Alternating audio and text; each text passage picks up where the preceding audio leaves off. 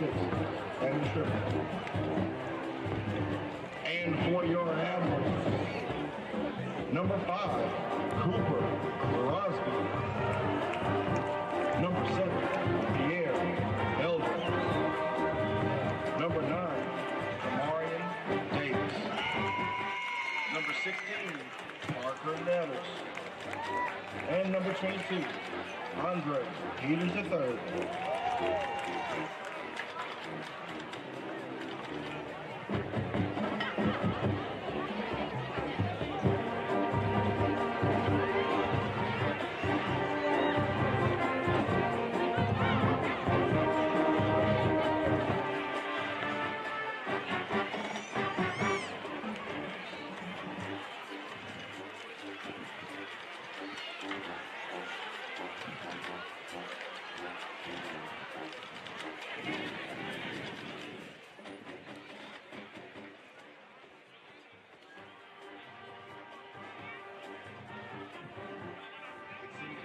Won the coin toss, and they defer to the second half.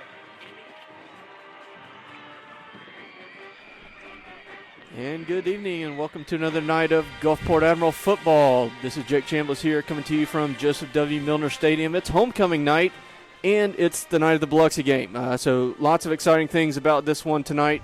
Admirals coming off of another really impressive win at West Harrison last week. 4th straight game, putting up over 40 points.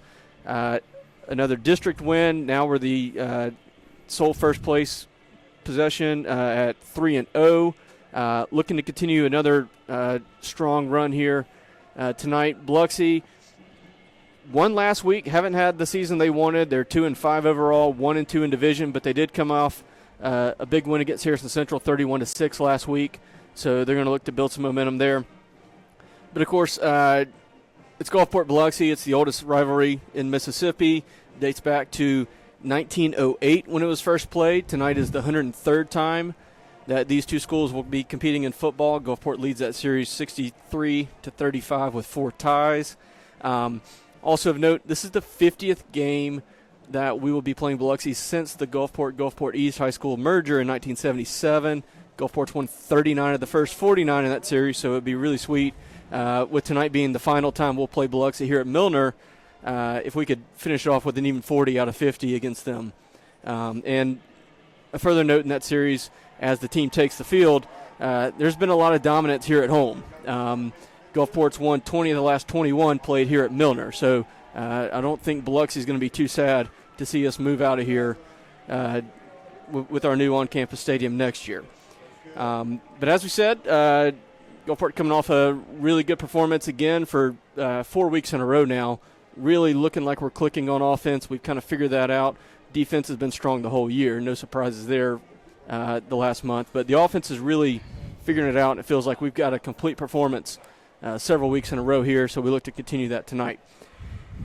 And as always, we're excited to be joined by student broadcasters. So I'm going to let my first quarter partner here go ahead and introduce himself. Go ahead. Good afternoon, Coach. My name is Alfonso. And you've been on, this is your third or fourth time now, I think we've had you on. Yes, sir. So, no stranger to it now. All right, we're comfortable, we're ready to go. How do you feel about the game tonight? I don't know yet. See what happens. It is a rivalry game. You never know what's going to happen. That's one thing. I mean, I think, we certainly have a much better record than them. They haven't had a very good season. It's kind of interesting.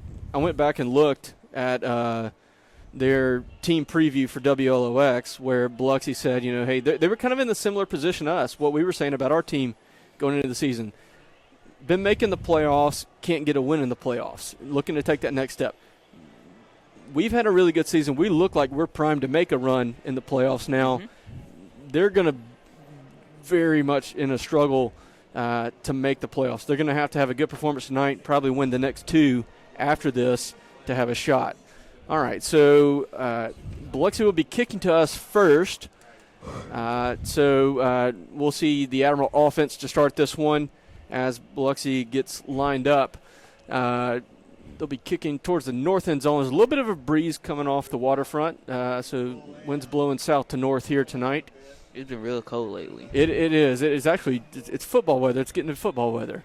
Especially at night, too. All right. Biloxi's kicker, Jose Martinez, puts his foot to the ball, and for the 103rd time, Gulfport and Biloxi are doing battle. And that's a good, solid return there to get us started. Biloxi will start their first, or Gulfport will start their first possession around the 32. Tonight's first quarter is brought to you by Exceed Physical Therapy. All right, and that was Cooper Crosby on the return. Guy who's been undoubtedly the MVP of the offense. 21 total touchdowns on the season, 17 of those running. He's put up over 1,000 yards total. He's just under 800 yards on the ground, a little over 330 receiving, which has really become a very big, strong suit of his game so far. All right, first play of the game. Admirals have 3 wide on the left side. Motion Cooper Gwynn over to that side, 2. And it's going to be a quick pass out to Crosby, and he dropped it. Looked like he was trying to turn and run right before it hit his hands. So that one will fall incomplete. How was the pit rally for you, Coach? It was really good. It was really long, too. I was like, man, this one's taking a while today. But really good this morning. I think there's a really good energy around the school really all week. A lot of anticipation for this game. The combination of the big rivalry game and homecoming, it's been a lot this week. But it's made for certainly an interesting combination here. All right, Nettle's going to roll to his left and fires that one. Oh, almost intercepted. Jacaden Smith had it in his hands for Biloxi. Couldn't hang on. Mylan Stubbs was the intended receiver, so that'll bring up a 3rd and 10 after 2 incompletions. That was a risky pass there. I think we got away with one. Should have been intercepted right there. So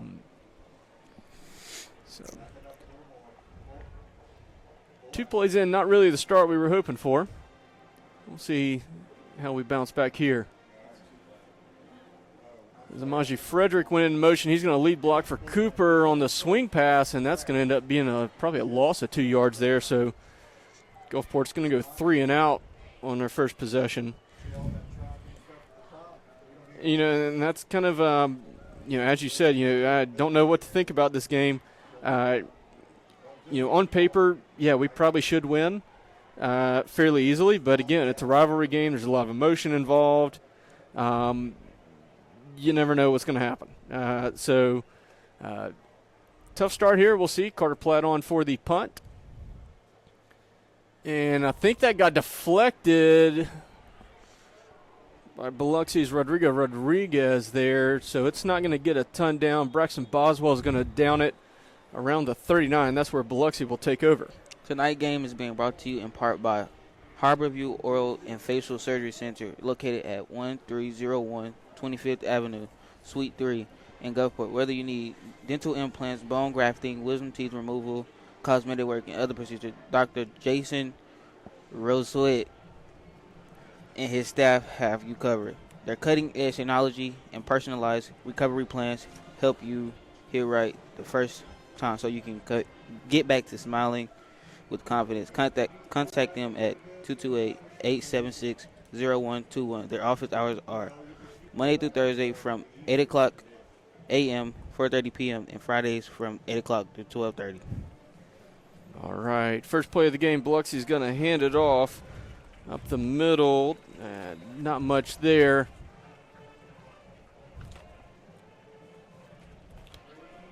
It was number 29, Marquez Metcalf on the carry. Ran into a brick wall that our defensive line has been all year long. It's we were told early on, strength of the team is the front 7. Our defensive line, linebacker core, a lot of returning players with a lot of experience, and they have been fantastic all year. And that's 2 plays in a row. Metcalf's run into absolutely nowhere to go. DeAndre Williams bounced off of him there. Looks like he's the one who made the tackle. So that'll bring up a Savvy Sliders 3rd down and about 9 to go. So 2 quick plays, 2 quick stops. Admiral defense has been phenomenal on 3rd downs during division play. I believe the number is 3 out of 34 have been converted. Not very much. That pass is going to sail high. And it'll fall incomplete. It was intended for Jayshawn Bass. So Biloxi will also have a quick 3 and out. Another good stop for the Admiral defense to get us started here. Coach, I will be going out of town this weekend. Again, visiting family members in Belzona.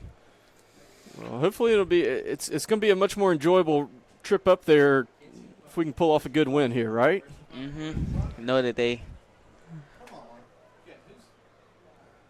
All right, that punt is away. Cordarius Payton's not going to touch it. Didn't really get a good clean kickoff there. That was Cameron Smith punting for Biloxi.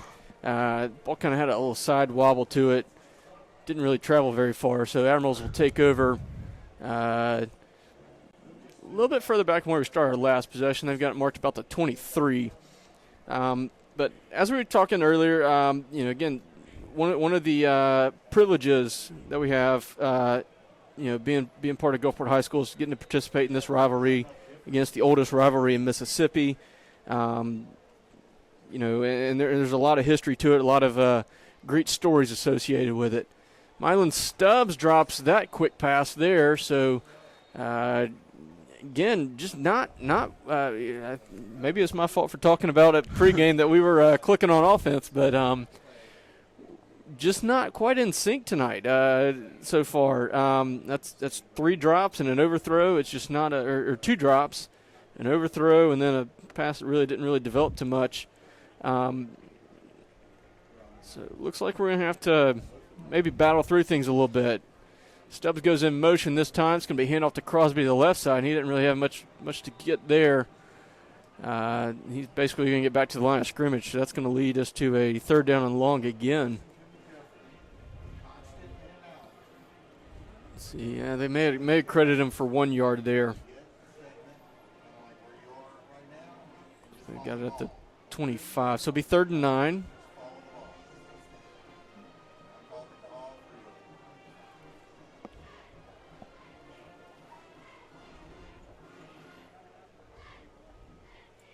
Stubbs in motion again. And it's going to be a quick hitter to Jayon Pollard, trying to find his way around Biloxi's defensive end, and he fumbled it. I think he was out of bounds, but we'll see.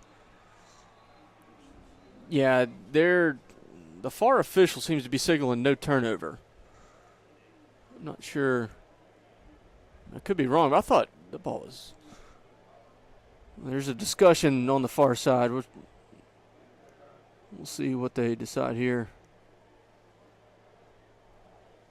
Yeah, I think they're going to say that ball went out of bounds, or maybe it was a no catch is maybe what the far guy was saying. Jayon might have been bobbling that. It's hard to tell as far away as we were. Either way, there's going to be White Hat just signaled a stoppage to discuss it further. So, interesting there. That would be a really significant turnover if that were to be the call. We'll see. There's a lot going on between the officials here. Let's see. Okay. All right. I think all right, so they're moving the ball back. So my guess is that they're going to say he fumbled it out of bounds. That seems to be what we're going to say here. So that would be why the ball is backed up significantly here. So Carter played on for his 2nd punt of the night.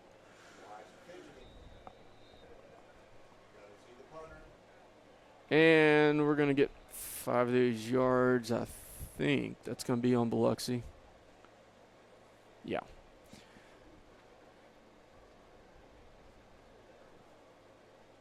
So we'll get a few of those yards back. I don't think it's going to affect too much.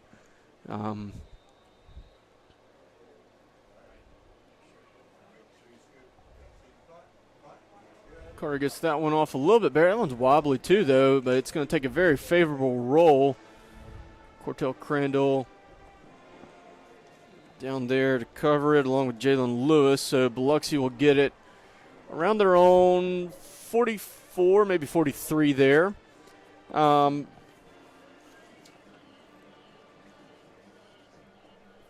like we're again kind of sharing the history of the rivalry here. They first played in 1908. But we didn't start playing Biloxi regularly until 1920. That's when we started playing them every year. And then in 1957, there's a post-game brawl, so they put the game on hold for 10 years. We couldn't play them for 10 years because they just couldn't be trusted. So it was in 1968, picked it back up, and we played them every year since. All right, Biloxi's first play of their possession is going to be handed off to Joseph Thomas, and he's got a decent run there. It's about a 4-yard pickup, which is the best offensive play of the night so far.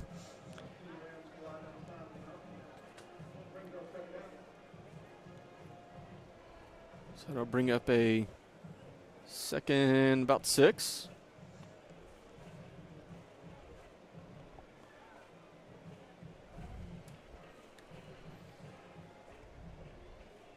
So they're about a yard short of midfield. And they're going to give it to him again, and another decent run. DeAndre Williams got a hold of him and looked like he went for the suplex there. But about a 3-yard pickup. I'll bring up another Savvy Sliders 3rd down. About 2 to go here. The Indians are across midfield now.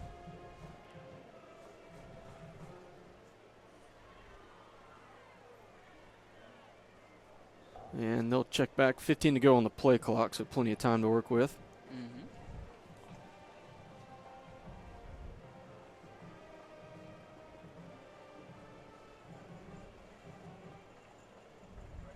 Hand it off to Thomas again, and he's going to be across the 45, down to about the 43. That'll be a 1st down. Pierre Felder talking to the White Hat, I think, might have been something. One of Biloxi's receivers was moving before the snap. I wonder if he was trying to say something about that. But regardless, it is a 1st down for Biloxi, so they get the first one of those for the night. They're at the 43.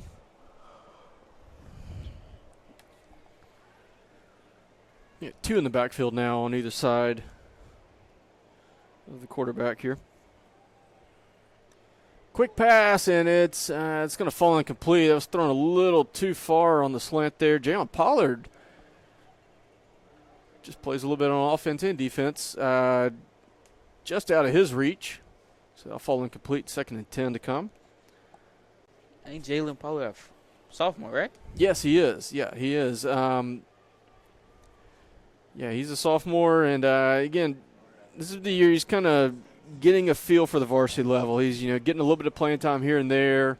He's kind of like the number 3 or 4 receiver in our rotation. Plays some special teams. He had a block punt against Ocean Springs. It was in a huge moment. So having some good contributions from a young guy. Pierre Felder makes the tackle on the out. That ball is down, but I think they're going to say the ball carrier was down before he fumbled it. So that's going to be a minimal gain. And that'll bring up another Savvy Sliders 3rd down. Got about 5 yards to go for Biloxi on this one. But, you're mentioning Jayon kind of getting a little bit of playing time there. That's something that, like, a lot of guys like he's in a position now where, like, Amaji Frederick and Cordarius Payton were last year, and now they've become massive contributors for us. So it's good to see that we kind of got a staggering in, seniors and some juniors that have played a lot, sophomores, getting a little bit of experience getting into that situation. Whistle before the play, so that will lead to that will be a timeout for Biloxi.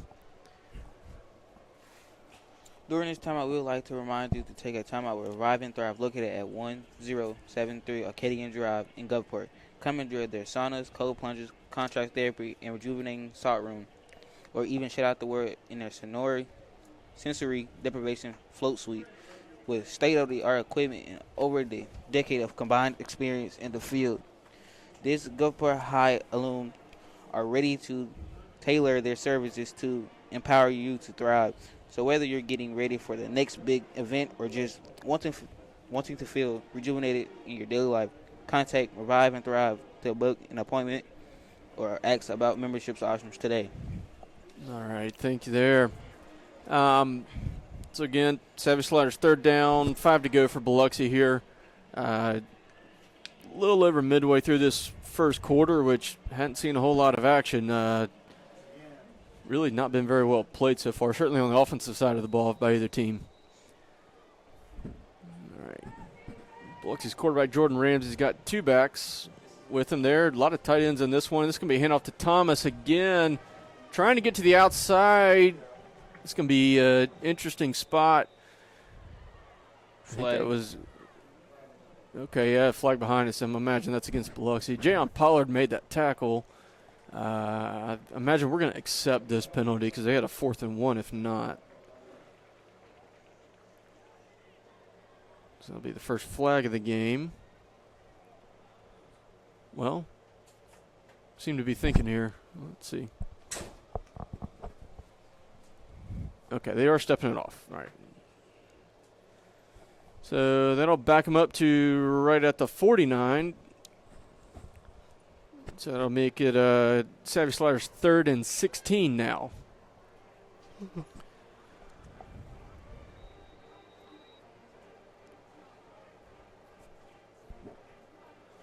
And these are situations that our defense has been phenomenal in all year. These 3rd and longs, we're not getting beat on these plays.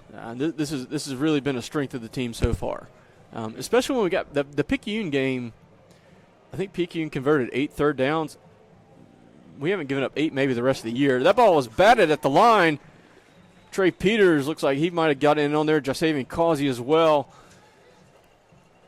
So that one will fall incomplete, and that'll be a good conclusion to that defensive stand for Gulfport. Guess what? And Biloxi's top offensive lineman there, he seemed to be protesting a little bit on that one. He was talking to the head official a little bit afterward. He wasn't happy about something, but that was a good play there to break up that pass. So Cameron Smith back to punt for the second time tonight. Gets it away cleanly. Cordarius is going to catch it around the 17, trying to go to his right. Stiff arm. Yeah, good stiff arm. Gives a little ground to gain some ground. And he's going to be pushed out of bounds around the 30, so that'll be about a 13-yard pickup on that return. Could have been about an 8-yard loss at one point, but really good job by him of keeping the ball protected in. Yeah, he tucked it away well. The stiff arm, like you said, that was kind of the thing that made it work. So Gulfport's going to get their 3rd possession of the game. Hopefully look a little cleaner here. It's I was talking pregame about how good we've looked on offense lately. Those first 2 drives looked like we did against Laurel and Petal a little bit. Just not good at all. We're out of sync. We're not. We just don't seem to have it all on the same page. So we'll see if we can get it figured out here. Everybody's in tight on this one. They'll be flipped out to Cooper. Hurdles the guy. Exciting play. Maybe picks up 2 there. Not a lot there. He been jumping in the air for the longest. Yeah, he's pretty good at that move. You'd think, which it kind of comes with the territory. I mean, you can't tackle him high because he's so big and so strong. But at the same point, if he sees you dive down too low too quick, he's going up in the air. He's going over you. So, that's why he's such a good player. He's such a hard tackle to make. He's going to motion into the backfield here, and he's going to not get the handoff. Cordarius Payton's got the handoff on the orbit there, and he's going to be across the 45, pushed out of bounds around the 47. And as you said, that's a Horn Custom Jewelry first down for the first time tonight for the Admirals. Like that play. That was a little. He had me confused. I thought Cooper. Yeah, well, they bring in Cooper from the outside, motion him in, gets a lot of attention on him, and Cordarius just kind of gently trailed in behind there, snuck that one in. So they got this one marked on the 48. That's not one of the plays that we see a lot. No. Quick slant here to Javius Hales. He's got that one. I think he's going to be a yard short of the marker. Or no. Somebody. Referee here says yes. So that is another Horn Custom Jewelry first down. But as you said, we got somebody down. I think it's Mylan Stubbs. Let me see here. Yeah, that's Mylan down. I don't know what happened. Given where he is, he must have gotten hit while he's in the route. Because he was on the other side before that play. So Not sure what happened there, but he's being tended to by Carlos. Speaking of our head trainer, Carlos Evers, he was recognized at the state level recently. I know there was a post about that. Our football team's page reposted that, recognizing him for his efforts. He's done a great job with us for a good long time now as our head trainer. All right, and Milan's hop back up. Looks like he's maybe it's his left leg that's bothering him a little bit.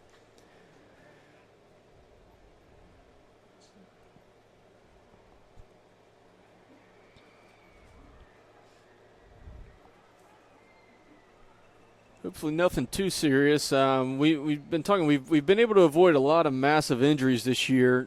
We are missing one guy, Jamarian Davis, number 9, one of our linebackers. He's out tonight. Had a leg injury against West Harrison. He's on the sideline in crutches tonight. So he's out. I was told Amaji Frederick, who's one of those both directions players for us, he's going to get more playing time at the linebacker spot tonight because of that to fill in. Cooper motions kind of into the as a run back in the pistol. They're going to fake to him. Here comes the long ball, and that's Jayon Pollard just overthrown.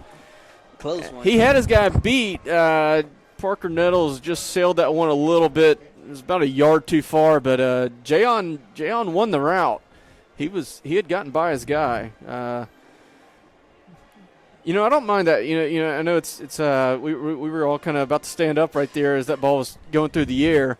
We all saw Jayon had his guy beat, but the threat of that alone should maybe back up the safeties a little bit.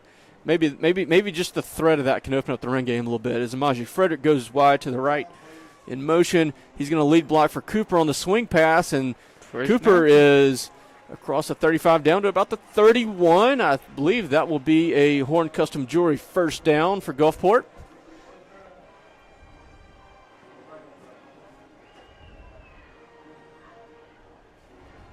Let's see where we mark it. I believe there's also a flag on the far side. Way away from us, maybe even a little bit after the play. We'll see. Well, Javius Hale's coming off the field and had his hands up, doing the I don't know what I did, and Coach Pennick's having a discussion with him, and it doesn't look real cheerful. So, yeah,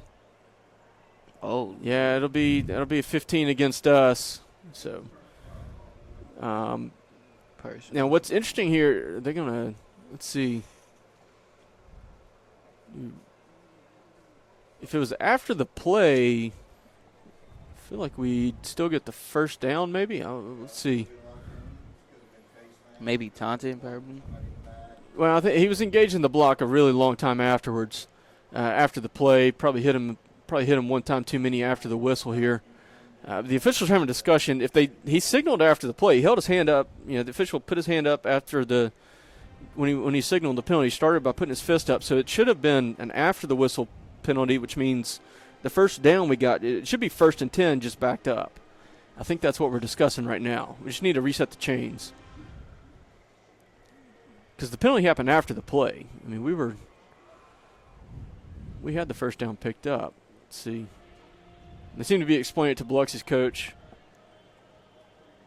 Biloxi's head coach, Jamie DeBose. This is his second season there. He's only in his second season in Biloxi, but he's by no means an inexperienced coach. He's won 3 state titles in Alabama back during the 2010s. Let's see. Okay, yeah. And so it is going to be 1st and 10 at the 45. So, as we said. As you say that they did make it, it's supposed to be like that. Yeah. So it's, the flag was after the play, so the first down stands. And Crosby's going to get this one. Tries to go to the right side, but has nothing to it. That's number 6, Jashawn Bass, who made the tackle for Biloxi. If you notice, he kind of stood over Cooper at that one. I think this is emotions are running high in this one early on. It's it is a rivalry game, and there is plenty of discussion, and it's not as good as it was in the past, and maybe some elements of the rivalry have died off a little bit, but there's definitely some bad feelings, I think, between the two teams. Maji Frederick catches this one in the flat, and he's got a good run after the catch. First down, ain't it? Absolutely. That's another Horn Custom Jewelry first down. Great blocking from Camden Morgan out there to help spring him, yeah. He was not one of the ones that played a lot last year, wasn't it? Right. Yes. Exactly. Like we were talking about earlier. Yeah. The natural progression of guys. That 10th grade year, getting a little experience, and then we got 2 years to really use you well. All right. Frederick and Crosby on either side of Nettles on the backfield here. Crosby's going to get the handoff, going to the left side, and this is the best running hole he's had tonight. He's going to pick up about 5 there on that first down. It's a lot of Biloxi's run defense has been pretty good so far. We hadn't really had much to work with. That was definitely the best blocking hole we've developed so far. Pick up 5 yards there. Under the 2-minute mark already in the first quarter. This one's moving quick. Frederick goes out to be the third receiver on the right side. Nettles pulls on the RPO. He hits Camden Morgan on a quick hitch there, and he is down to the 15. That's another Horn Custom Jewelry first down. Camden Morgan gets his first catch of the night. He's kind of emerged as our number 1 receiver. I mean, he's become Mr. Reliable, catching the short hitch like that. He's also caught a few deep passes the last few weeks. Really been exciting to watch him develop as a player. We're also in our first trip to the Citizens Bank Red Zone tonight. I'm trying to remember what game, but it was a deep pass. Caught it. The diving catch, yeah, he had a really good one. I believe it was last week he had the diving catch there. Against Wes Harrison, I think. Yes.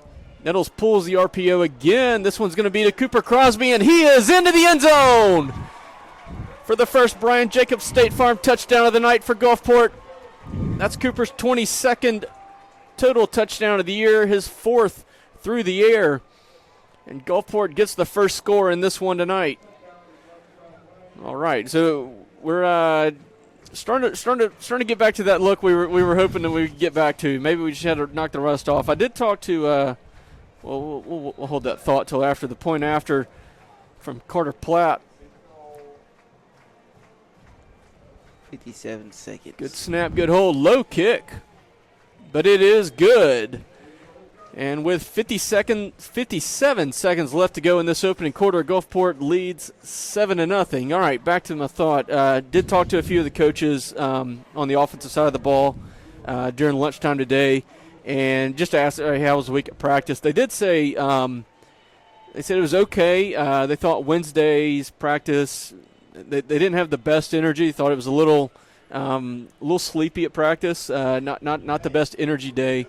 But they still felt really good about the team's preparation. They, the taste of success we're having, they feel like everybody's locked in, and that it's not necessarily, because sometimes success can, it can make you complacent, and you take it for granted, and you don't get any better, or you can use it as fuel to motivate you even further. Hey, this is a lot of fun. This feels really good. I want to keep this up. And I think they said that we're more in the latter. That we're using the success in a positive way so far. Divine Dentistry kickoff from Shaw Killebrew is going to go to the corner. Biloxi picks it up. Wow. That was really odd there. Jalen Johnson, the return man for Biloxi, Shaw hit a backspinning wedge there right to the sideline.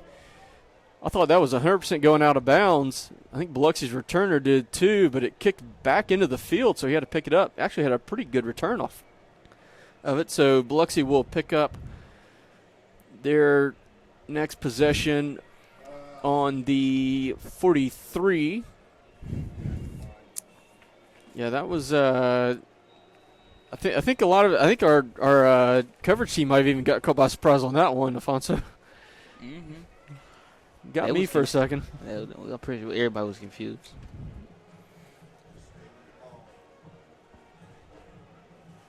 All right, Ramsey is looking to his left. He's going to scramble a little bit that way, and he's going to sail that one out of bounds. Good pressure there from Jasavian Causey, forcing an incompletion there. So that'll bring up 2nd and 10. Alfonso, what? Quarter's going quick. Only 43 seconds left. Homecoming week at the school, lots of things going on. Do you have a favorite part of it this week? I'll say the pep rallies. Yeah, that's always fun. I was really looking forward to the day when I got up this morning. Some days you get up and it's like, another day. But I was really excited for the day today. Ramsey threw that one a little too hard there. Jalen Johnson couldn't quite get his hands on it. I mean, that was a rifled pass for a ball that only traveled about 5 or 6 yards in the air. So that'll bring up another Savvy Sliders 3rd down, 10 to go for Biloxi here. Pretty sure he peeked over his shoulder to see one of our guys coming at him. Yeah, he might have done that too, but that was a really hard thrown ball. Didn't have a lot of time to see it, get his hands around it for sure. DeAndre Williams looked like he was ready to come on a heavy blitz right there. Biloxi did the hard count. 10 on the play clock as the Indians check back. We'll see if DeAndre keeps coming. He's creeping up like he is, and he is. He is. And he did not get blocked, and he's got the sack. Flag coming in from the other side. But DeAndre, man, he showed it the whole way. He was stepping up. They checked back to the line. He kind of creeped back, starts coming back to the line, and he looked like he got shot out of a cannon on the snap. Too fast for Biloxi's running back to block, and that's the first sack of the game for the Admirals. Holding against Biloxi is going to be declined, so that's another good 3rd down stand there. You see how explosive that was? Oh, man, he's been so much fun to watch this year on the defensive side of the ball. Is another guy we talk about, these guys developing over time. He played a lot of special teams last year, not much else. This year, man, he's been a force. He makes big plays at big times on the defensive side of the ball. All right, Cameron Smith's punt is going to be allowed to roll down to the 23. Hit that one low. That was kind of an odd kick there. It's going to be hard for Cordarius to come up and catch that one. It was kind of low and twisted a lot there. So nothing to really work with there. So 15 seconds to go for Gulfport before the quarter ends. We'll see. But, I think we were talking a lot of encouraging things from that last offensive possession. Maybe we knocked the rust off or whatever it was, the cobwebs. Maybe the excitement of homecoming week. A little bit exhausting. I think I think certainly all the adults at the Gulfport High School were talking about that.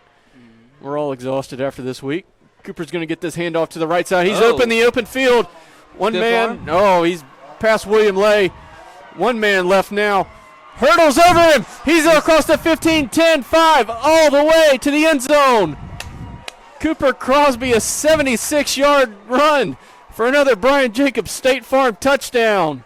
That ended the whole quarter, right? And,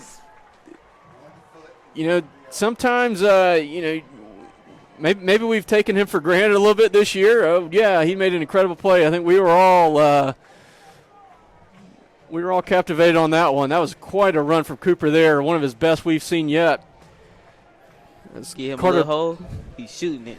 Yeah, and that was really good run blocking to get him started. And once he gets past the linebackers, it's over with. Mm-hmm. Carter Platt on for the point after. Good snap, good hold. He hit that kick a whole lot better. Got that one high in the air this time.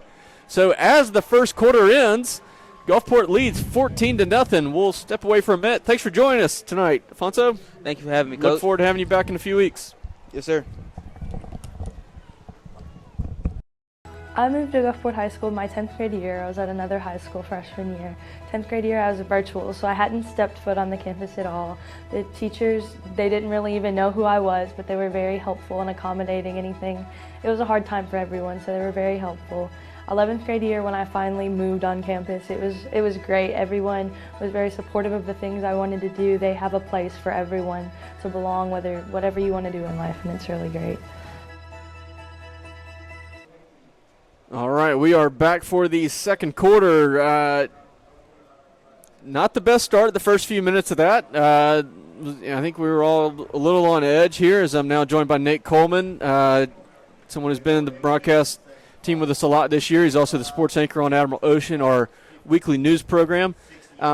Nate, I think we were all collectively a little nervous about 4 minutes into this game. Not feeling too good. It's like, wow, it's like the started out rough. The team that we had that played against, Picayune and Petal and Laurel, those first three games, that offense was showing up. those first 2 drives, like, oh, no, we've gone back to that. Looked a lot better since, as Shaw Killebrew offers up another Divine Dentistry kickoff. That one's going to be caught around the 22. Another good return for Biloxi here. Down at about the 48, 49. Yeah, that's William Lay, guy kind of is a Mr. Everything for Biloxi on the return there. Tonight's second quarter is brought to you by Edgewater Mall. And this is like, what, my 8th game? Well, this is our 8th game of the season, so I think this would be your 7th game commentating. Yeah, so. Man.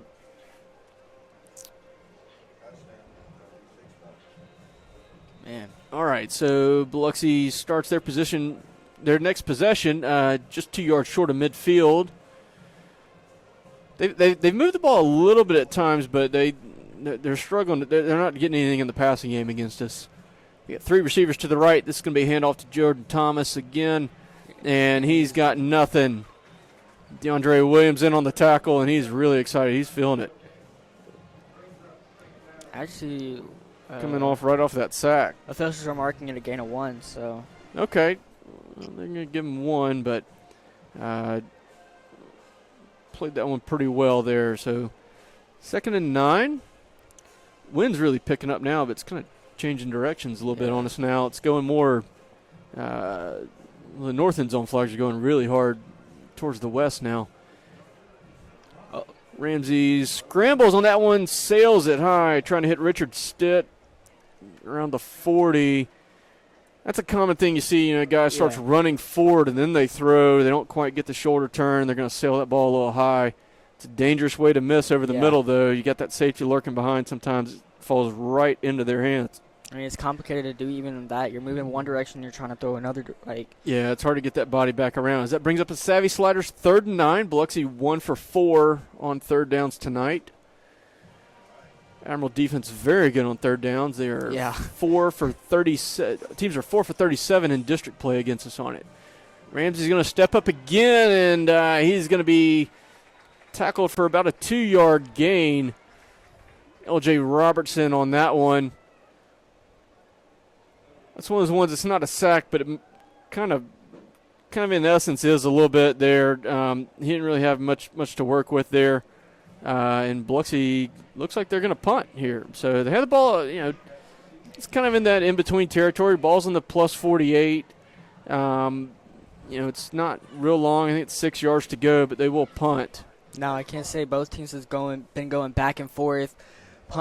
There's been a lot of punts. But we had Cooper Crosby that just made that, quarter in. Yeah, that was a great way to close out the quarter. Yeah. That punt's not going to get returned either. So that one will be down to around the 18. That's where Gulfport will take over their next possession. Gulfport football's big men in the trenches are sponsored by Gulfside Periodontics of Gulfport. When it comes to strong teams, you know the foundation matters. And when it comes to your smile, Gulfside Periodontics is the MVP. From advanced dental implants and laser gum therapy to expert periodontal care, their team is trusted by families across the Mississippi Gulf Coast. Located at 423 Security Square in Gulfport, Gulfside Periodontics uses cutting-edge technology to treat gum disease, restore your smile, and keep your oral health in championship form. No pain, no pressure, just precision care. Contact Dr. Thomas Carter and his staff at Gulfside Periodontics today. Visit them at gulfsideperiod.com or give them a call at 228-205-4853. All right, and Cooper Gwynn goes in motion that time. Quick slant to Mylan Stubbs. He was underthrown. Just glad to see Mylan Stubbs back on the field after that injury. You're right, after the injury. Short hopped that pass right into his shins there, though. Coach Penning really unhappy about that one. I don't know if it was on the pass or somebody had something wrong on the routes or whatever, but he was really animated after that one. Yeah. For a quick incompletion on a 1st and 10 there.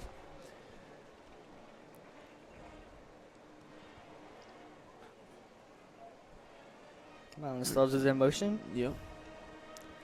And going to be a fake and Mylan on the wheel. Mylan caught it! Yeah, a little fake on the receiver screen to Camden Morgan there. Mylan goes out instead of a block, and he goes into the slot wheel, and he's going to catch that one and be pushed out of bounds around the 47. That's a Horn Custom Jewelry 1st down for Gulfport. We have We started off a little sloppy, and then we're getting there, and now we're making big plays like that. Yeah, and Cooper Crosby making a really big play. Yeah, and that's a play we've seen him do a little bit. The fake receiver, the fake bubble screen into the slot wheel, really effective. This one's going to be a fake handoff, and Stubbs is going to catch this one again. He is down just short of the 40, but that's going to be another Horn Custom Jewelry first down. Pick up about 11 there. So back-to-back passes to Milan, getting this drive rolling downhill. And I think we're back in sync. yeah, maybe I think so. I mean, we're definitely getting a little nervous here. The stadium was really quiet for a few minutes here. It's like, oh no, but now the energy is much higher now. Milan motioned out to the right. Cooper on the run. He's through the middle. Going. Ooh, ran right over Biloxi's William Lay, playing safety. They're going to mark it at Cooper decided not to go for the hurdle there. He went for the straight-up shoulder truck. Yeah. That's another Horn Custom Jewelry first down with the ball around the 25. So pick up a 16 on that one. Camden Morgan in motion this time. Cooper gets the handoff, tries to bounce back to the left side, but Biloxi's all over it. Yeah. Maybe a yard on that one. They were ready to see him run, I feel like. Yeah, and that's going to happen. I mean, when you have a guy like him, he's going to get a ton of carries. They're going to stop him a time or two, but every once in a while they're going to miss a tackle, and that's when the big plays develop. Maji Frederick's going to check in, so might be seeing the two running back look here. So we're under 9 minutes to go in the second quarter.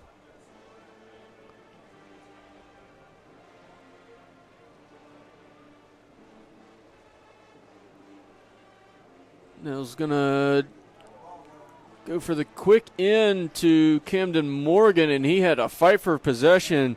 Biloxi's Broderick Andrews was trying to rip that ball out of his hands. Camden did a good job of holding on. That'll be a short pickup, so we'll set up a third down here.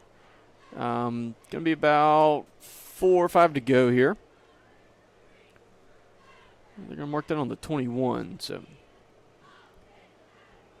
that'll leave us right at 5 to go.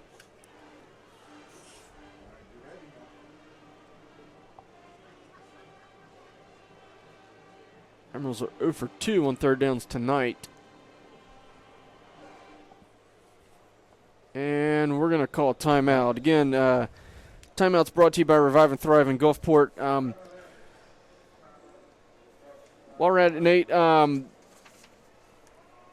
wanted to mention a few things going on. We had a lot of activities homecoming week. Yes. And again, you can find those, find plenty of pictures and videos of those on the school's Facebook page. I know there's tons of things that were posted on about the dress-up days, stuff like that. Yes. Lots of stuff going on. Very exciting week. Do you have a favorite part of the week? I feel like today was my favorite part of the week. Not only because of the pep rally, but because we're playing our rivals, and I'm excited to see us dominate Biloxi for the 5th year in a row. Yeah, that's been certainly the talk. I talked to a lot of people this week around town, and that was kind of the constant theme is we expect to win by a lot, and everybody's excited by the idea of the homecoming game going to be us beating Biloxi by a ton. Yeah. And that's certainly an exciting thing, and it's just the nature of the rivalry. You love beating your rival by a million points, and yes. Having a really long, successful run against them, which we have.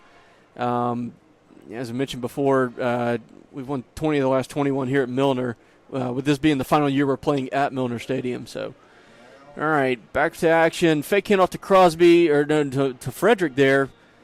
Tried to hit him on the pass with Crosby as a lead blocker, but Maji couldn't hang on to it. So that will fall incomplete, and we'll see what the offense is staying on the field. So it looks like we're going to go for the 4th and 6 here.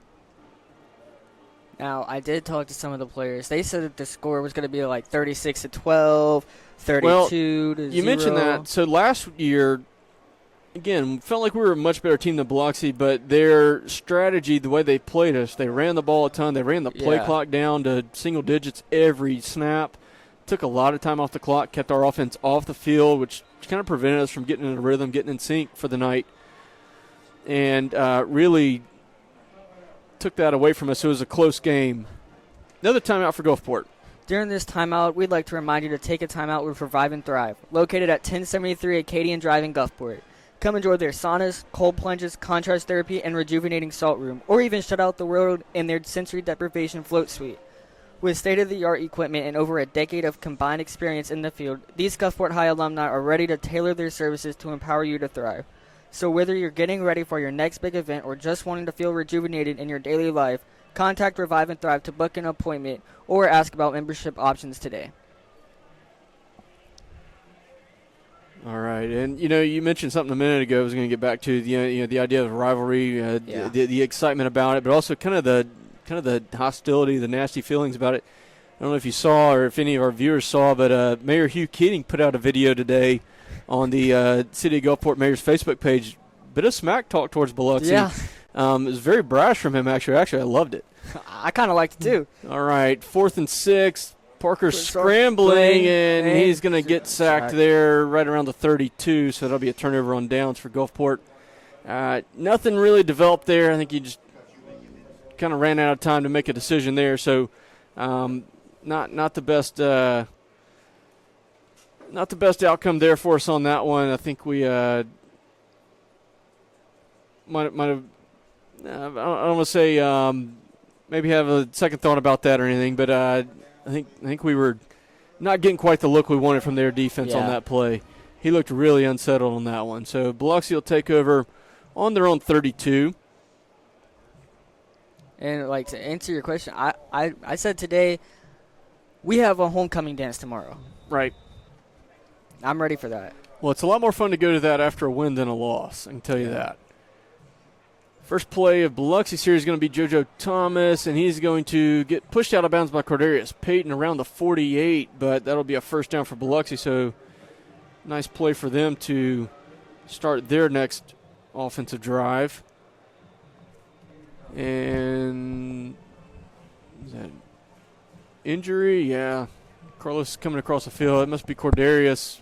Made the tackle.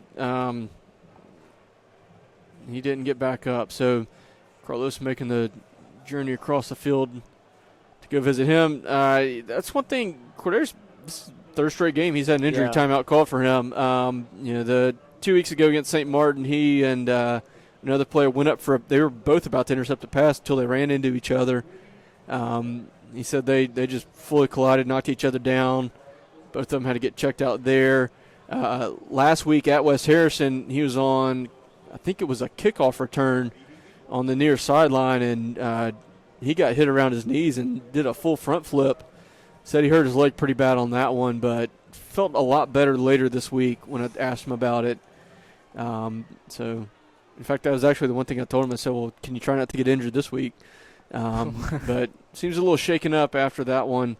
Still down on the field. And he's a guy that does a lot for us. He's a kickoff returner, punt returner, plays a lot on defense, gotten a few offensive plays here and there. Had a really good run earlier. So they're treating him for a minute. You can follow WGTV Broadcasting on Facebook for links to live stream events and episodes of Admiral Ocean, the school's weekly news program. Today's episode features stories on last week's seminars, the International Festival, and a collaboration between culinary arts and algebra classes, and students shared their favorite parts of homecoming week. And, of course, we have the sports update. Yeah, and I was going to say, and we had the usual very good news and sports reports. But really neat stuff on Admiral Ocean today. The idea of a collaboration between culinary arts classes, the cooking, really and then the ninth grade algebra classes. You may think, well, how do they work together? How do you have a joint project between the two of them? Well, go check it out. And then the seminars where we had outside speakers came in from around the community. It was all Gulfport alumni, actually. because we actually did advertise that a few weeks ago. So with you being a senior, you were in that. So how was your experience with the seminar last week? Well, we had someone from MGCCC come talk to us. I was in the multimedia room. It was actually very nice. She talked about a bunch of stuff MGCCC was offering about how we can. She was telling us about how she grew up after Gulfport High, how she moved back down to Mississippi because she missed it here, and it was really nice. I really enjoyed it. Yeah, that was cool. And I mean, I saw a list of a few people that were coming to speak to it. But again, it's neat. The idea was Gulfport alumni. We want, so that way for you students, you can see, hey, this is somebody who walked these halls or who was on this campus years before you. They can relate to everything you've been through, grew up in the same community you're growing up in, and now they've moved on to success later on, college, professional life, and now they're there to share it. And that's the whole point of it, is sharing those experiences with our students, giving them a vision of, hey, here's what you can achieve from here. So Cordarius is up. He's up and standing, so that's good to see. He's a really long way away, so we can't really tell what's going on, but he seems to be in a lot of pain, I can tell you. Yeah, he got very slow getting up. They sat him up, and then eventually they had to help him start standing up. I'm pretty sure they're still holding him and up. Biloxi's trainers are doing a lot to help out. And that's good to Carlos see, too. here, too. Yeah, and it's really appreciated for him. I think Coach Pink seems to be he's trying to get the cart, I think. Yeah. I think he's trying to get the cart to help him off so he doesn't have to walk this one off, because he is on the far away sideline. So yeah. I mean. Anyways, but while we're waiting on that, back to where we were before, really neat stuff that's going on at the school recently. The seminars are cool. The International Festival, that was really neat. That was really good. I know you were playing music at that. Yes, I was playing. You can find pictures of that on the GSD Strings Instagram page, too. Yeah, and there's plenty of posts on that. I know a lot of different organizations were involved with that, or different language classes all had setups there. So really neat thing during the lunchtime one Friday every fall where we get that. We get all the different language classes. Different clubs all kind of contribute to that and celebrate the various cultures that help make up our student body, which is, we talk about, we celebrate in the spring Unity Week. Yeah. We talk about all the diverse elements of our community and how we all come together as a school. It's a way to celebrate all that, and we did that Friday. So really cool stuff to check out as well. And all right, so we got Cordarius on the cart, so they're getting him out of there. All right, so here in a minute we'll be back to play. Be interesting to see how we rotate. We got Kenan Parker in at safety now, so it looks like he's going to be taking a spot there, getting some playing time here, kind of to fill in there for Cordarius. So that puts two guys in our back. Defensive group out now with, again, Jamarian Davis is out tonight with a leg injury from last week. All right, so 7:32 to go in the second quarter. Biloxi's got 1st and 10 on their own 48. As we are back to action.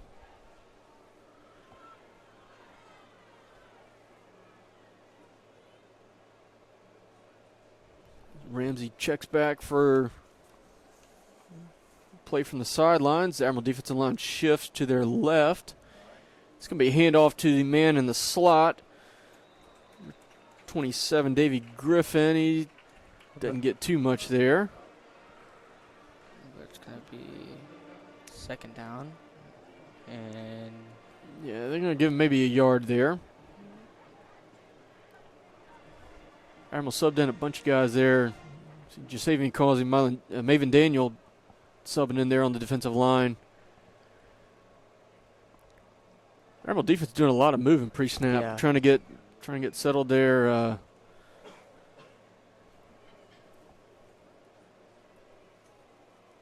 Another handoff. Yeah, another handoff to Jordan Thomas, and there's going to be a block in the back called on Biloxi there. It's going to be a flag in the backfield by Cortell the head Crandall ref. got wrapped up and spun around. It was number 3, Jalen Johnson for Biloxi. It's going to get that flag. But like I said, you had Cortell Crandall at 28 for us. He was he got mauled from behind right there. Yeah. So that'll back up the Indians.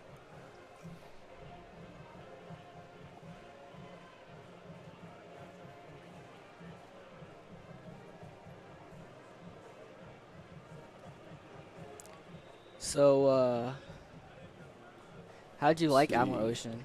It was really good. Again, as I've been saying all year, if you've not been watching them, go check them out. This is the best year yet of those. This is really, really well done. It's the best I've seen so far from you guys, so you all deserve a lot of credit for that. Students and staff involved with it. So y'all have done a phenomenal job. All right, second and really long for Biloxi. Rams is going to flip that one out too.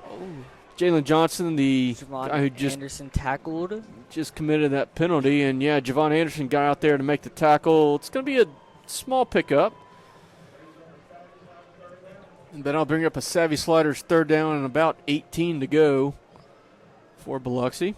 But, like, I got told this today. We're doing a lot better with these weekly episodes, and we're on track to make a higher episode count than last season, too. So I feel like that was pretty nice to know. Yeah, y'all have done a phenomenal job with it. All right. Ramsey hit as he throws.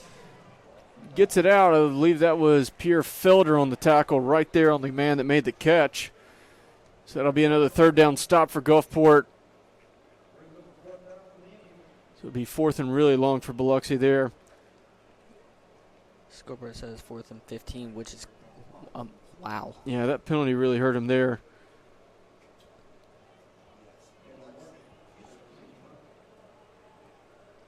We have a lot of people in our bleachers. Yeah, 5 straight third down stops for Gulfport, leads to another punt from Cameron Smith. Camden Morgan, the return man, but that one's going to go out of bounds around the 23, so just under 5 minutes to go. Gulfport will take over there. We'll see where they spy. This should be about the, well, we're going to give it about the 25. So we'll get helped out a little bit there.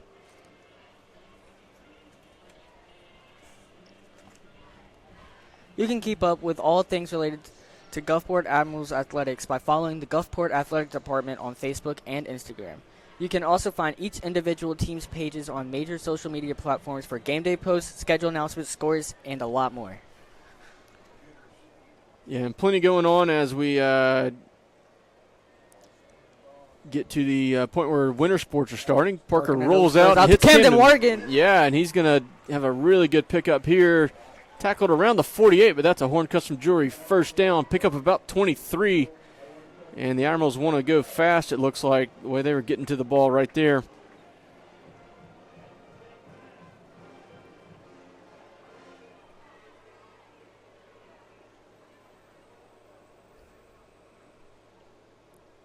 So, how was your pep rally experience? I thought it was really good. Like I was talking with Alfonso earlier, it felt like it went really long, but love the energy, love the way that we're doing these nowadays. We're doing them really, really good. Cooper, good 8-yard pickup right there outside on the left edge. He's pushed out of bounds around the 42. Good run from him there. First time tonight he's really gotten outside on a run. Yeah. The two big damaging run he's done so far have been up the middle, and he kind of breaks through the defensive line. But they spot him a little short there. So said he went out about the 43.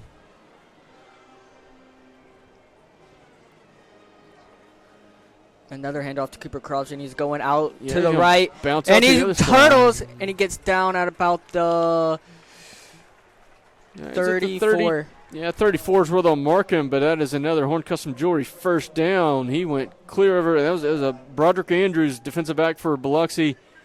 Kind of went for that diving tackle into his legs. Again, if he set that up too early, Cooper's going to jump right over it. Yeah. He's just gotten too good at reading that. But again, you can't tackle him high because he's so strong.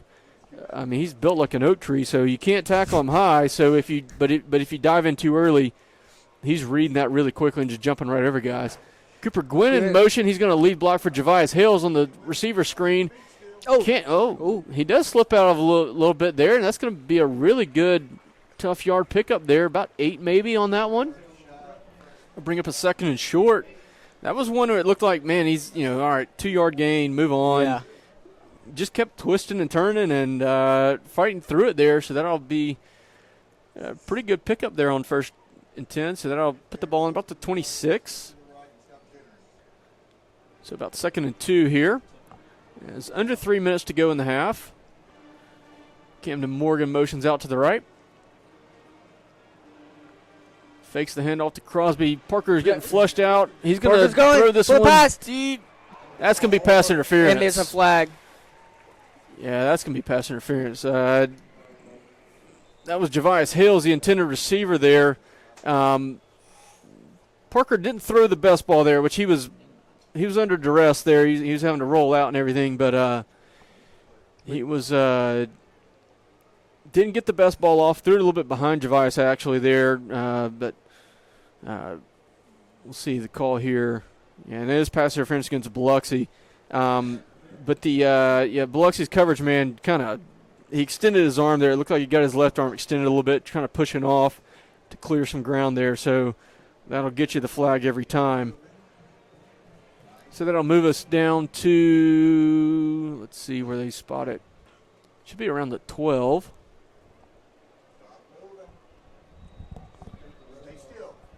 And that'll be a first down, but it will not be goal to go yet. So we are back in the Citizens Bank red zone, though, as Jayon Pollard motions to the left. Quick hitter on the pullback. And Gwynn with the touchdown, with the Brian Jacobs touchdown, actually. Yeah, that was the play fake there. Hit Cooper Gwynn on the quick skinny post, and that is another Brian Jacobs State Farm touchdown. I believe that's Cooper Gwynn's 3rd of the season, as Gulfport expands the lead once again there, and that's a great play. 12-yard touchdown pass from Nettles to Gwynn. Carter Platt on for his 3rd point after of the night. Shaw Killebrew actually on the kick, and he hit that one really high, and it's good. So with 2:26 to go before halftime, Gulfport leads now 21-0. But like we said, the offense didn't have it the first 2 possessions. Since then, much better. Really liking the way we're moving the ball again. And this is the game that we expected. We all, again, I was almost kind of nervous. I didn't want to say it, but I was a little worried. We were a little overconfident around town going into this one. I expect us to win by a ton, but to an extent, it is a rivalry game. You can't be too sure of yourself. You gotta, you still got to play the game. And we know Biloxi's going to give us their best shot, because they're kind of fighting for their lives in the standings in terms of playoff contention here. So. Sean Killebrew for the Divine Dentistry kickoff. Wow. Yeah, he's coming back out again. So we'll see. We've gone with that kind of kick across to the corner. We'll see if we do that again here. Biloxi's had a few good kick returns. It's actually the best offense they've had, really, is these kick returns. Now he's going to hit a low roller right along the hash mark. That one's going to be picked up by William Lay, and he's going to go wide to the right side. DeAndre Williams, good pursuit. Tackles him from behind around the 41. Boy, DeAndre is moving fast on that one. He's again, like we said earlier, he's become a really fun player to watch this year. Guy's got a knack for making big plays at big times. So Biloxi will start around their own 40, 2:20 to go. I believe they have 2 timeouts left. They took one earlier. And Gulfport's going to get our defensive personnel out. But defense done pretty good so far, holding Biloxi only 46 yards on the night. Most of those coming on the ground on a handful of runs. And it is safe to say our defense has done good all season. Yeah, that's no surprise as Ramsey's going to keep this one, and he's got a lot of room to work. He gets to the outside on the right side. Pierre Fielder going to get the tackle or maybe push him out of bounds right around the 31, but that's a good pickup for Biloxi. That's their best play of the night so far.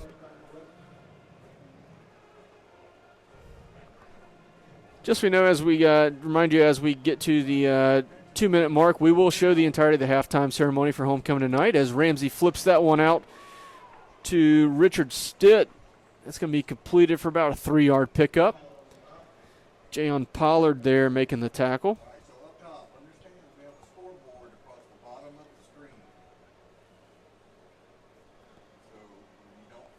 Ball now around the 28.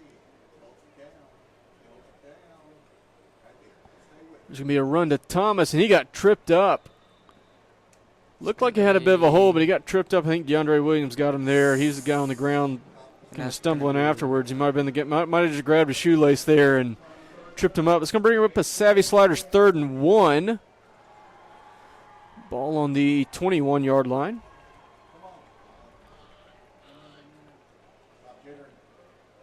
It's going to be another handoff to Thomas, and he's met early, but we'll see where the mark is. The side judge is running just inside the 20.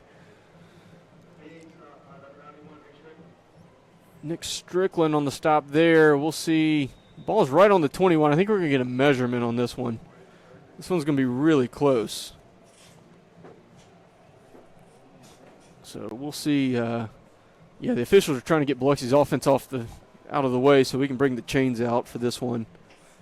They've got it marked on the 21. I think he might have it based on where that series started, but you never know until we get the chains out. I think they don't have it. Let's see. Yeah, they are going to give it to him. I think it was the right call. So will be a first down for Biloxi on the 21.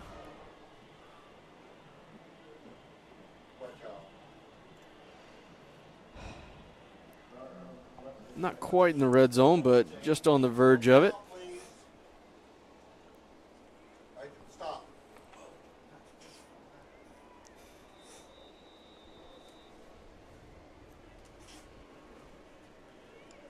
Ramsey's going to take this one straight up the middle. It's a quarterback run all the way, and he took a head-on hit from Cortel Crandall. There's a flag thrown in where all the linemen are bunched up, so we'll see what that is. Cortel Crandall lowered his head right into Ramsey on that one. Not really what you want to see. So that's a sideline warning against us. I don't know who he. Must mean the official on our sideline must have bumped into somebody, maybe one of our coaches or something. So nothing really happens there. It'll be a short pickup. Ramsey's going to roll to his right, and that's going to be completed, and Javon Anderson's in on the tackle. I think he's going to pick up a first down, though.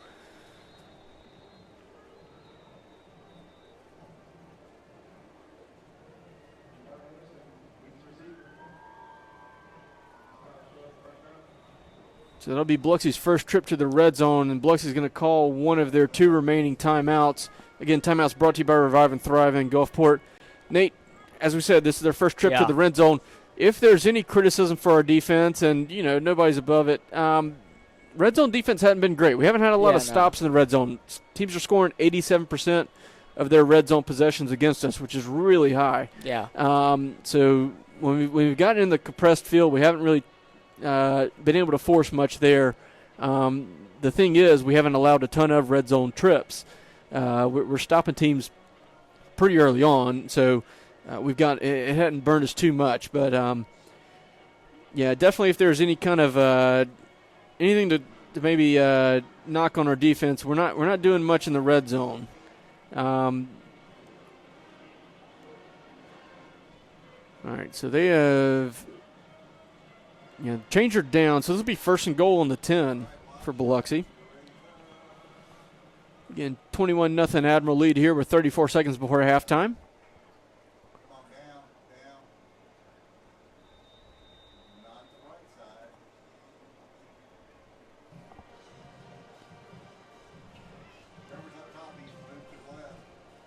Biloxi's checking back. They didn't even come close to getting set yet. 12 to go on the play clock. All right, now they're ready to play. Got 4 receivers, 3, and Ramsey's trying to get Thomas in position here. He wasn't real happy with him. No play fake to be had because he's out of position. Sails that pass up. Trying to hit number 11, Alvin McGee, but it's going to be overthrown, falling complete as Terrell Seals in coverage there. Stuck with him the whole way. So 2nd and goal coming up. Man, this game has been.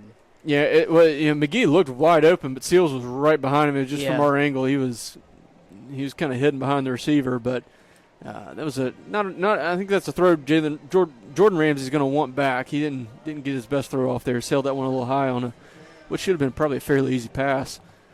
He's going to roll left on this one, and trying to hit Davey Griffin on a flat right there. Jayon Pollard tried to jump the route, just missed it, maybe deflected it a little bit, so that'll fall incomplete. 25 seconds to go now. And a savvy slider's 3rd down and goal from the 10 here.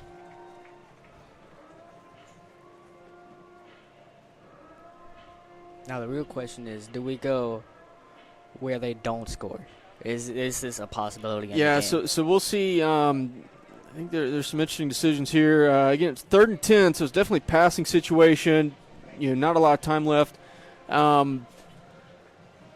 Be curious to see if we bring a lot of pressure here. Yeah, and DeAndre Williams coming in hard, and Biloxi's going to try to go for the slant to Alvin McGee, but I think Jordan Ramsey's maybe hearing the footsteps of DeAndre Williams on that one. Sails it a little high again, a little bit out too far in front of his receiver, so that'll bring up a 4th down. And looks like they're leaving the offense on the field. I would have gone for a field goal if I was Biloxi. Yeah, maybe so, but I think they understand they're going to have to. Well, they seem to be doing maybe they're agreeing with you here. They're going to try to get some points and get that 0 off the board. But I think to an extent they realize, hey, this is a chance. They've got the ball goal to go. They're gonna have to score touchdowns to get back in this game, and they're going to have to burn a timeout because their kicker or their holder, one of the two, was way down in the other corner, not ready to get down there. He wasn't going to make it in time for the play clock, so Biloxi will burn their last timeout. Again, timeouts brought to you by Revive and Thrive, located on Acadian Drive in Gulfport for all your recovery needs. Tough situation there, but again, the last few plays Biloxi ran there in that goal-to-go set weren't very good. You had 3 passes, at least 2, if not all 3 of those passes. The receiver had space to get hit in, but Ramsey just didn't make good quality throws there. The 3rd down, when he definitely was hearing footsteps from DeAndre Williams, just like we had a few series ago, he was timed up that blitz really well, so they had to go for the quick pass. But I think the lob that Tyrell Seals was covering earlier, I think he would love to have that throw back. As Biloxi does come out for the field goal attempt, this will be a 27-yarder. Slight wind in the kicker's face here. This is Jose Martinez kicking for Biloxi. Ooh, that was mistimed. He was way off time, and that ball is blocked.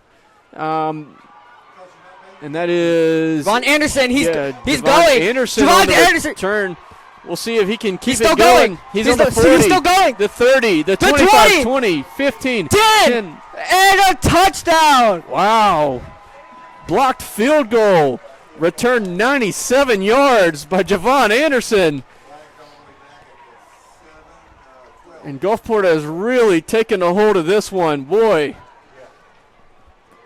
We'll back up for a second. The start of that whole thing, Biloxi has to call timeout, rushing the kicker down from the opposite corner, so they're a little out of whack.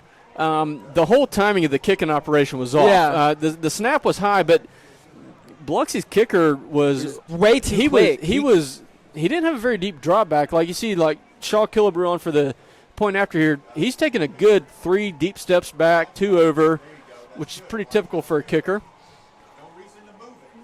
Let's see. Gets that one off really well. He struck that ball really well. That one's good. So with 3 seconds to go in halftime, before halftime, Gulfport leads now 28-0. But back to that thought, Biloxi's kicker, like as soon as the snap was hit, he was on top of the holder, and the snap was a little high. The holder did a good job bringing it down, trying to get it set, but it's like it was like his leg hit. He might have even hit his holder's hands as he was coming down. That ball never got off the ground. It was a line drive into the back of his lineman. And Javon Anderson just picked up on it. It rolled down to about the 30, and Javon Anderson picked it up. And Biloxi, I think they might have lost track of where the ball went to start, and they didn't notice until Javon had a head of steam coming down the sideline there. I don't think we noticed either until Javon actually just grabbed the ball and just started going. No one. It was kind of odd. Everybody was kind of standing around looking, but I do think to an extent the players didn't know where that ball went. They were a little. Everybody was kind of looking around. Where did it go? I feel like Javon just hit like a little double take. Like, oh, yeah. You had about 18 people in a small box, all bunched up against each other, and the ball's bouncing around them. It's going to be hard to figure out where it is. As we have another Divine Dentistry kickoff, Shaw Killebrew on for this one. Looks like he's set up to try to drive this one deep. We'll see if he does. Now we're going to chip it to the side like we did. This one's really high. Really high. And that is a phenomenal tackle down there. That's Terrell Seals. And at halftime, the score is 28-0. Yeah, that was the best kickoff we've had tonight in terms of our coverage. Biloxi's had a lot of success on them. But as you said, we go to the break 28-0 for the good guys. Again, stick with us. We'll show you the entirety of the halftime ceremony and all the pomp and circumstance of that. After that happens, after we crown the 2025-2026 school year's homecoming maid, we will be back for the second half of this one and have the halftime stats report. So stick around. We'll see you then.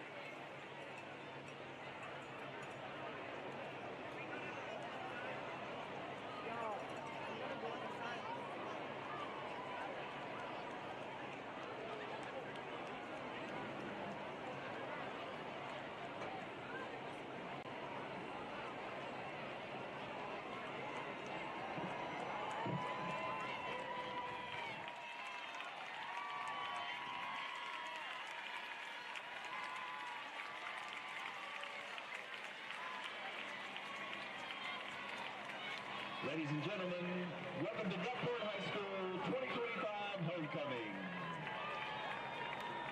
Our first freshman maid, Jada Isabel.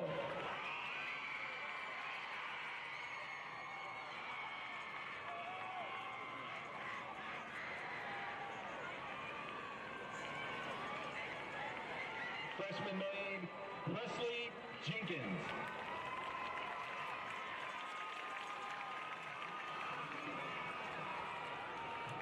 Freshman maid, Lauren Madden.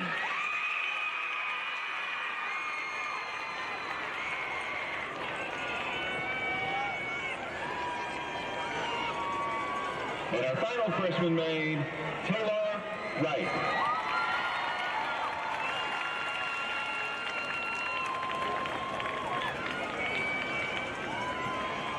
Now for your sophomore maid, Miss Dora Kennedy.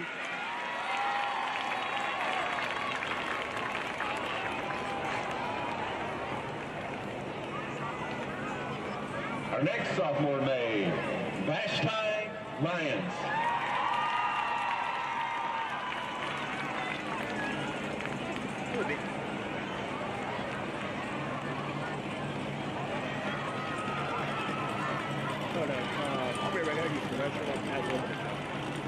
Our next sophomore maid, CJ Smith.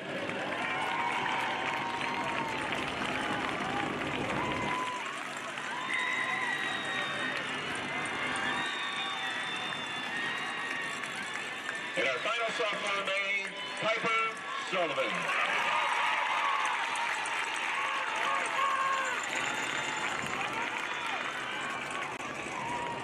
Now for our junior maids, Kai Davis.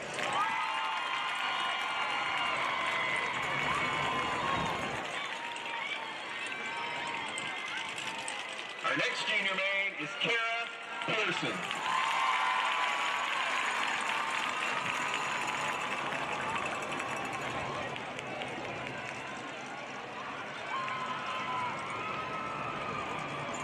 Please welcome Presley McLaughlin.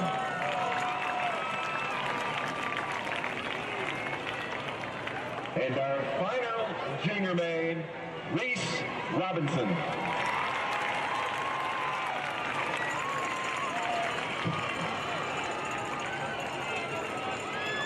And now our first senior maid, Johnny Blake.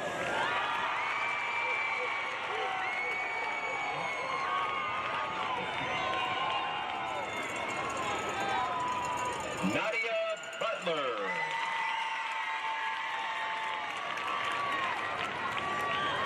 Our next senior maid, Kylie Fairley.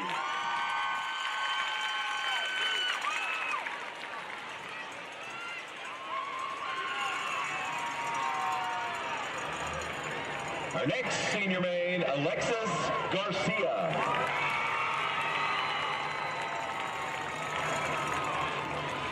And our final senior maid, Grace Stewart.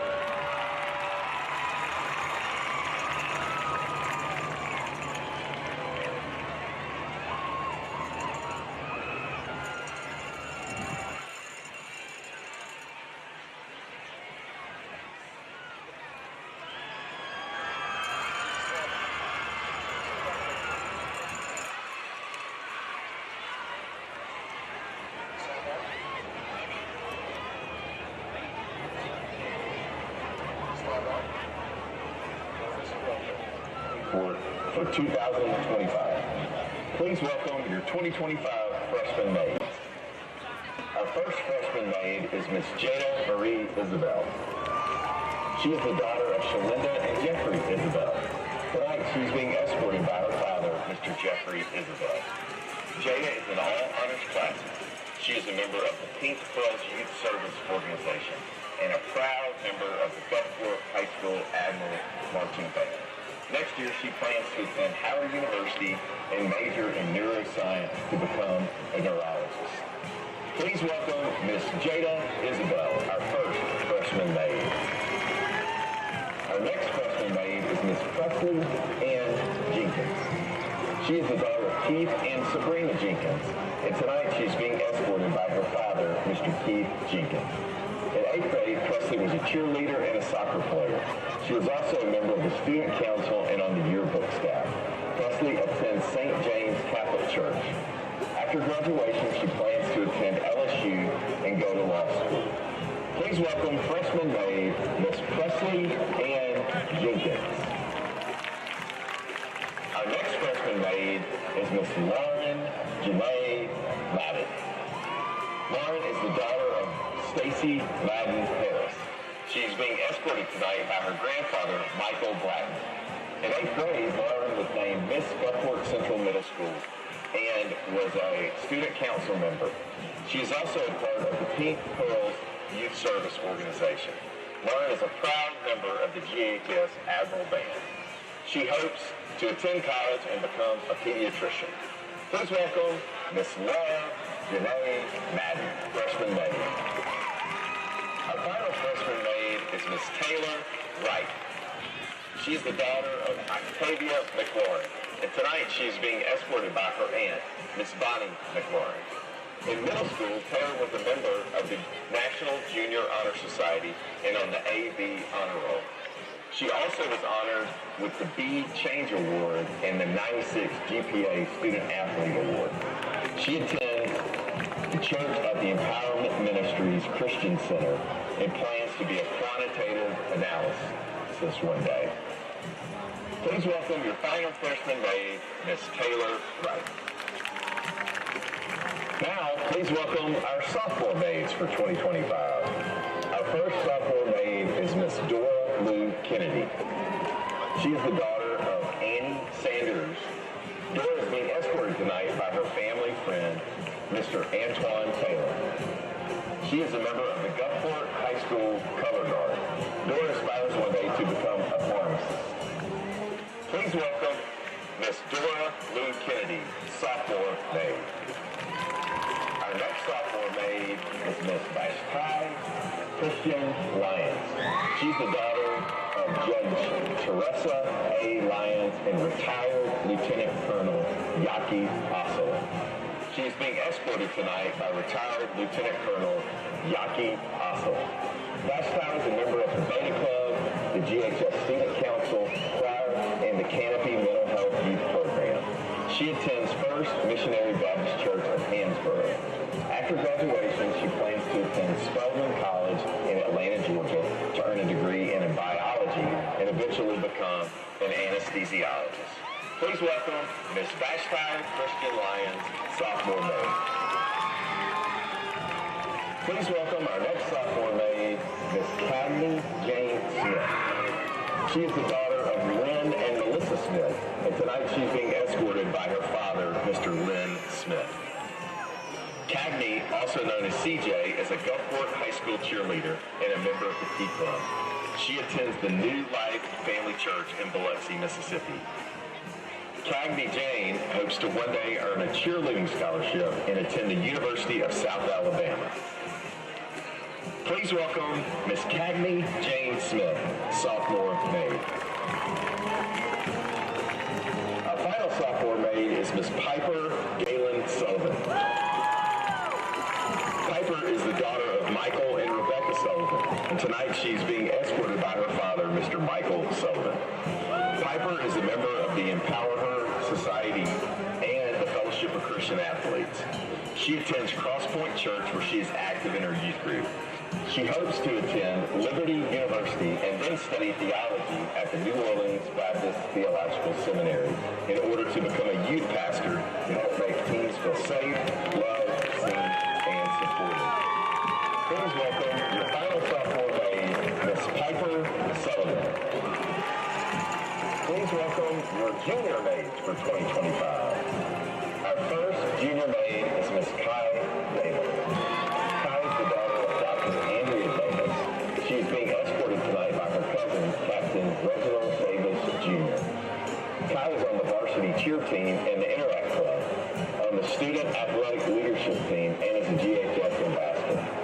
Outside of school, Kai is the 2026 Miss Heart of the South's team. She attends church at the Victory International Christian Center. After she graduates, Kai would like to attend the University of Miami or Jackson State University and become a neurologist. Please welcome your first junior maid, Miss Kai Davis.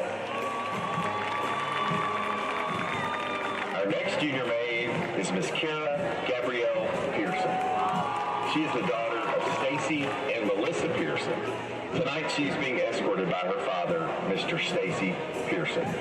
Kara is a member of the varsity cheer team, the GHS Student Council, the Fellowship of Christian Athletes, Educators Rising, National Honor Society, and the Student Athletic Leadership Team.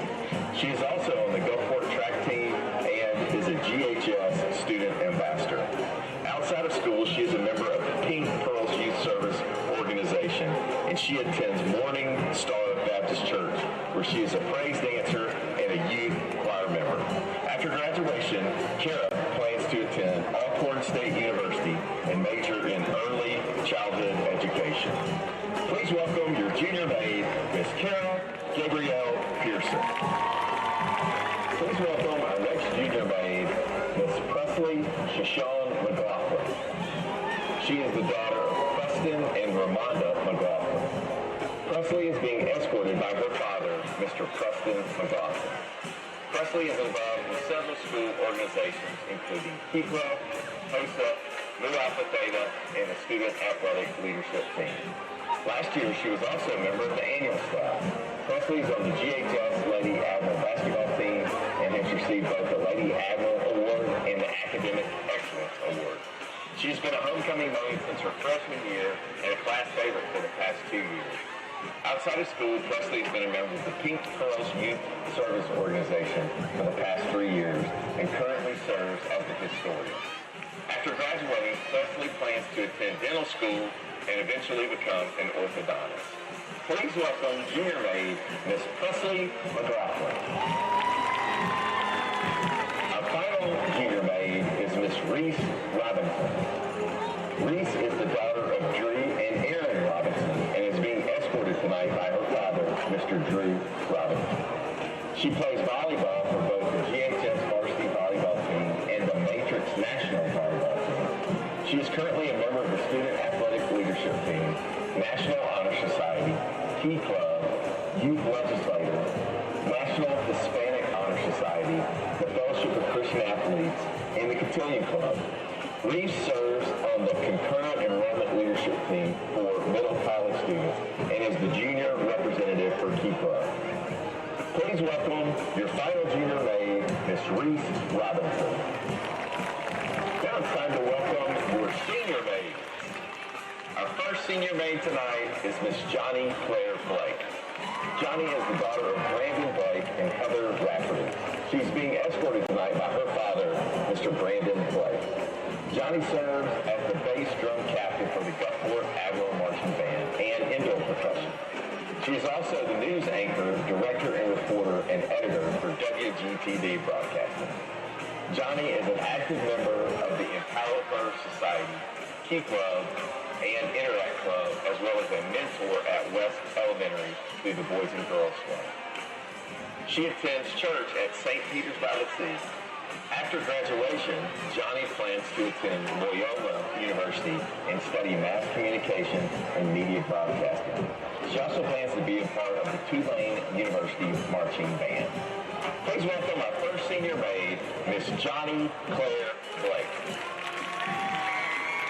Our next senior maid is Miss Nadia Butler, the daughter of Dwight and Courtney Butler. She is being escorted tonight by her father, Mr. Dwight Butler. Nadia is a varsity Lady Admiral softball player. She is also an active member of HOSA and the Cultural Diversity Club. Outside of school, Nadia is an active member and on the Treasury Board for the youth group, the Archinettes of Zeta Phi Beta, and also part of the Junior Auxiliary Crown Club. After graduation, Nadia plans to attend the University of South Alabama to get her degree in radiologic sciences. Please welcome your senior maid, Miss Nadia Butler. Our next senior maid is Miss Kylie Cabrera Fairley. She is the daughter of Canova Fairley and LaPortia Cunningham. Tonight, Kylie is being escorted by her grandfather, Mr. Marcel Slater. Kylie is a founding member of the Empower Her Society and has a 3.5 GPA. Kylie is also a GHS student ambassador and a member of both HOSA and the French Club. She has served as the manager for the Admiral Blues basketball team for the past 2 years. Kylie attends First Missionary Baptist Church, and she also plans to attend the University of South Alabama for nursing and become a travel nurse. After becoming a nurse, Kylie would eventually go to med school to become an OBGYN and open her own practice on the Gulf Coast. Please welcome senior maid, Miss Kylie Cabrera Fairley. Our next senior maid is Miss Alexis Nicole Garcia. She is the daughter of Carlos Garcia and Tiffany Bamberg. Tonight she's being escorted by Mr. Carlos Garcia, her father. Alexis is a member of the Gulfport High School Color Guard and was awarded Most Improved for 2023 and Most Outstanding in 2025. She is also a section leader and a flag captain. Alexis is an active member of HOSA and the National Technical Honor Society. Please welcome Miss Alexis Nicole Garcia, senior maid. Our final senior maid is Miss Grace Elizabeth Stewart. Grace is the daughter of Brent and Jennifer Stewart, and tonight she's being escorted by her father, Mr. Richard Brent Stewart. She is a member of the Interact Club and the National Honor Society, as well as the Fellowship of Christian Athletes. She serves as Vice President of the National Technical Honor Society, the Vice President of Marketing for DECA, and the corresponding secretary for the Cotillion Club of Gulfport. She's also the manager for the Lady Admiral soccer team. She attends Trinity Methodist Church, where she is a member of the youth leadership team. After she graduates, Grace plans to attend college and major in film. Please welcome our final senior maid, Miss Grace Elizabeth Stewart.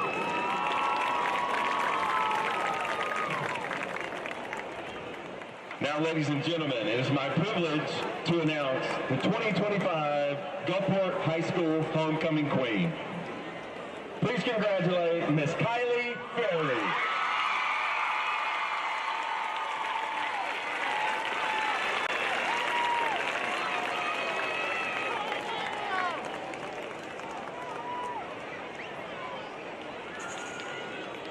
Let's give one more round of applause for our homecoming court and the homecoming queen, Miss Kylie Fairley.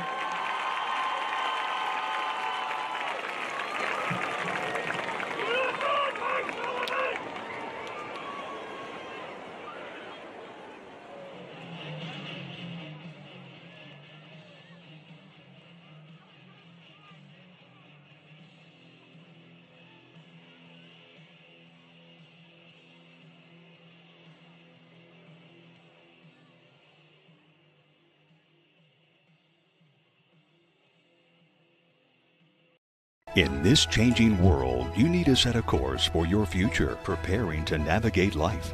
Ranked one of the top districts in Mississippi, Gulfport School District provides a superior educational experience, anchored in academic excellence, athletics, and cultural activities. Great things are happening here for everyone. Where it all comes together, you can find your place and build your legacy. So come aboard. Your future success will flourish at Gulfport School District.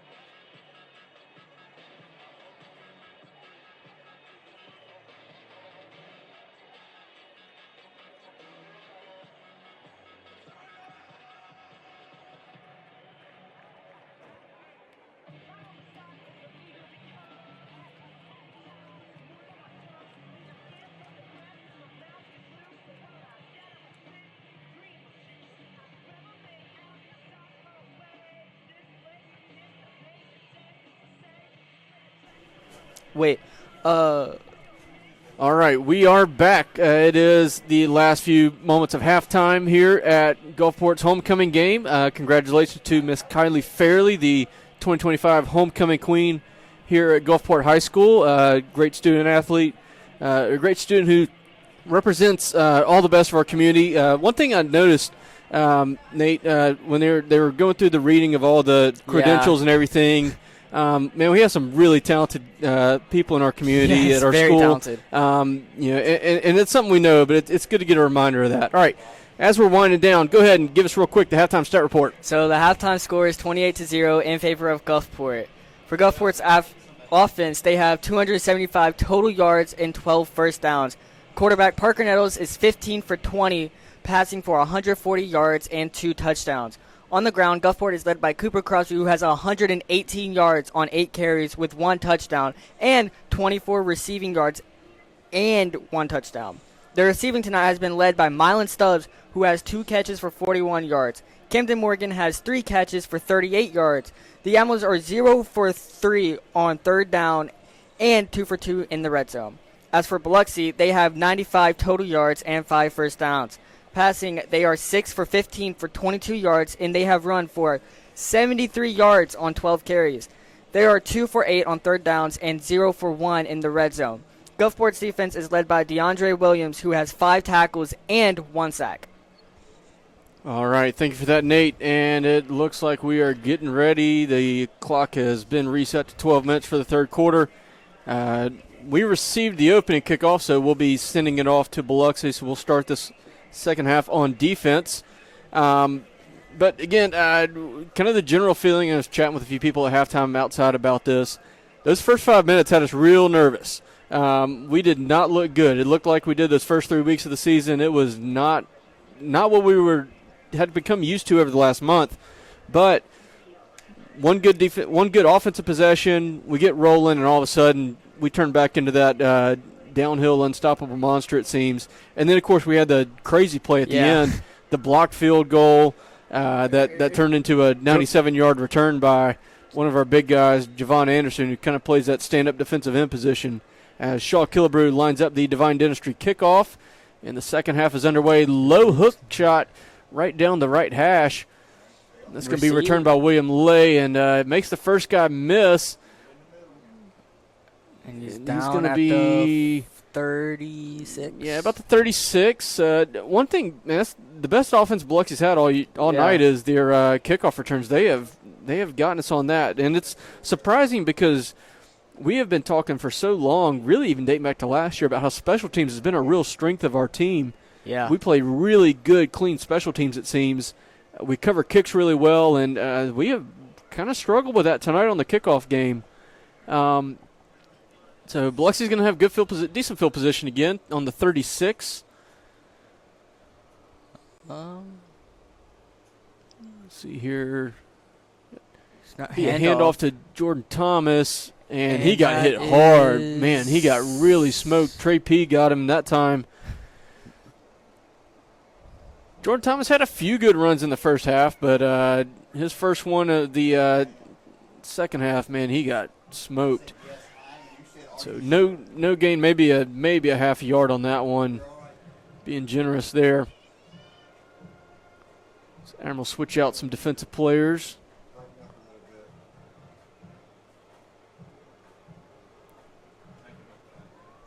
Yeah, as we're going. Admirals, that's a false start there, yeah.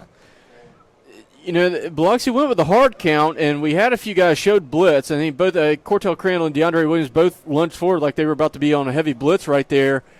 Biloxi checked back, and then their outside receiver there, I believe that was might have been Richard Stitt, maybe. Stitt's on this side. Just took off running. Yeah, I think they kind of faked himself out of that one. So that'll lead to 2nd and 14 now.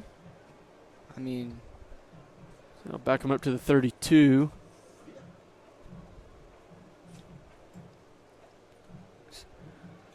As Ramsey rolls right. Maven Daniel all up in his face, so he's going to throw that one out of bounds to avoid getting sacked.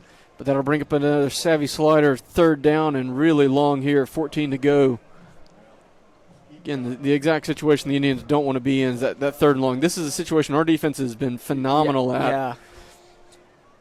So far, Biloxi's 2 for 8 on 3rd downs, which, you know, our defense is we kind of joked last week. We allowed 3 conversions on 3rd downs. We were really slacking, letting Wes Harrison go 3 for 11 on us because they had 25 straight stops going into that game last week. Admirals kind of hinted at pressure but dropped out, and Biloxi's going to make us pay for it. It was number 27, Davey Griffin, with the catch. Gets pushed out of bounds, but that is a really big pickup for Biloxi. It's going to be a 1st down, getting them down to around the 34 is where they're going to mark that. So that'll be a big play for them. 34-yard gain on that one as they run that one up the middle. They'll pick up about 3 there. So starting to have a little success there for the Indians. That's a – and I'll flip over and look at it later here in a second, but one of the few third and long conversions we've allowed. Oh. Jordan Thomas has a really good lane to run. He's got another first down. He's going to be tackled around the 16. It looked like it was Pierre Felder on Yeah, that Pierre tackle. Felder in on that one from the defensive backfield. Usually you don't want Pierre making tackles on run plays. Thomas gets it again, tries to bounce out to the left, and he's going to pick up about 4. Maji Frederick. Yeah, Maji Frederick also in on that one. Biloxi going fast here. Yes, they're getting in and out very quick, trying to drive through our defense into that touchdown. Yeah, they got a little momentum. They're going to try to run with quick. them being in the red no zone. wasting time. They're also down 28. That probably also is a factor there. As they hit a quick pass out to Sean Jackson. He's going to pick up a decent bit. It's going to be second and short. It was DeAndre Williams and Tyrell Seals on that tackle. Now bring up Savvy Slaughter's third and short. Quarterback keeper, and he is stuffed. That's going to be a loss. And it's actually a fumble. Oh, wow, I didn't see the ball pop out.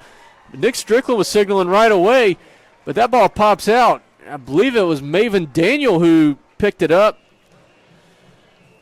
So that is a turnover sponsored by Amy Olson of Owen & Company Real Estate, and the Admirals put a hard stop to that Indian possession right there. Wow, what a turn of events right there. I mean, the Indians had a ton of momentum all of a sudden on us, and then Ramsey ran into a really hard tackle, got stuffed, and then fumbled.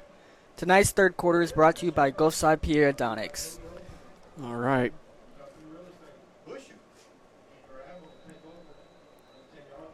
And as we're going here, everybody's getting ready.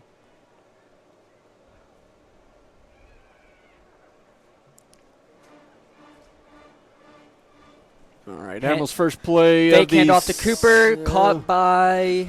Yeah, it's Camden Morgan. It wasn't a real good pass. I think that one kind of sailed a little high, although Parker Nettles, he's got the hands up like, hey, maybe we didn't. I don't know if he didn't like the route we ran or what. Kind of looked unsure in that throw. Yeah, it was a long throw. It's from the hash mark on the far side of the field back to our sideline, but the ball didn't look very clean coming out of his hand. It kind of wobbled a little bit there, so didn't have quite the zip that we've kind of become used to seeing on it. Milan Stubbs is in motion. 2nd and 7. Fake handoff to Cooper. Pass. Pass was intended for Milan. Well, that one, I think Javius Hills might have been the target, and he might have run the wrong way. I don't know if he was trying to find an open spot in the Indian defense or what, but I think Hills went in. Parker thought he was going to cut out, so that one's going to fall incomplete, and we got third down now. Again, it's kind of back to the old, that's kind of mistakes we were making early in the season. We were running wrong routes, not on the same page there. Yeah. It's actually where we started this game early in the first quarter as Camden Morgan goes in motion, fake handoff. Camden's got some room to work, but that's a really good tackle there. Mr. Caden Smith and William Lay who hit Camden. He was a little slow to get up. He took a pretty good shot from the second guy who came in, finished him off. So the Admirals are going to go 3 and out on their first possession. Don't really do much with the turnover. Kind of disappointing. We didn't really take advantage. Didn't make Biloxi pay for that much, especially in a situation like this where we end the first half on a wild play that gives us a ton of momentum. It's 28-0. It's a chance to put it out of reach. We'd love to get to that 35-point number and get the running clock going. As there's a penalty against us.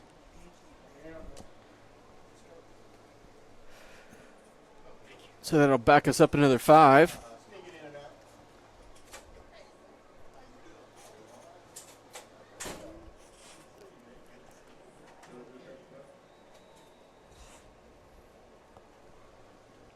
Ball now on the 11 as Shaw Killebrews back to punt. That's a good spiraling kick. Got that ball to turn over. He drove it back to the 45, and that's a phenomenal job of coverage there. This is Jalen Lewis, first man down the field to make that tackle on Biloxi's returner. Great job right there, not allowing anything on the return. So the Indians will take over in positive territory, but did a good job of not making that not making that any more helpful for them there. So Indians will start off. They're quick to get on the field and get this going on their on the Admiral 45.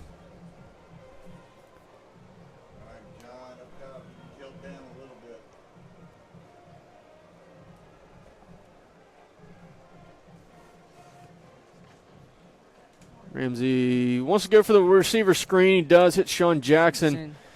And he's tackled pretty quickly. I think it was DeAndre Williams out there. But it's going to be about a 4-yard pickup, so solid play on first down for the Indians there. They're starting to get a little bit working on the offensive side of the ball for them there. They're having some success moving it a little bit more on us lately. Another quick play out there wide to the right side, and I think they're going to be just a hair short, so that'll bring up a they're going to leave it there. So it'll be a Savvy Sliders 3rd and 1. Wow. Maybe less than 1.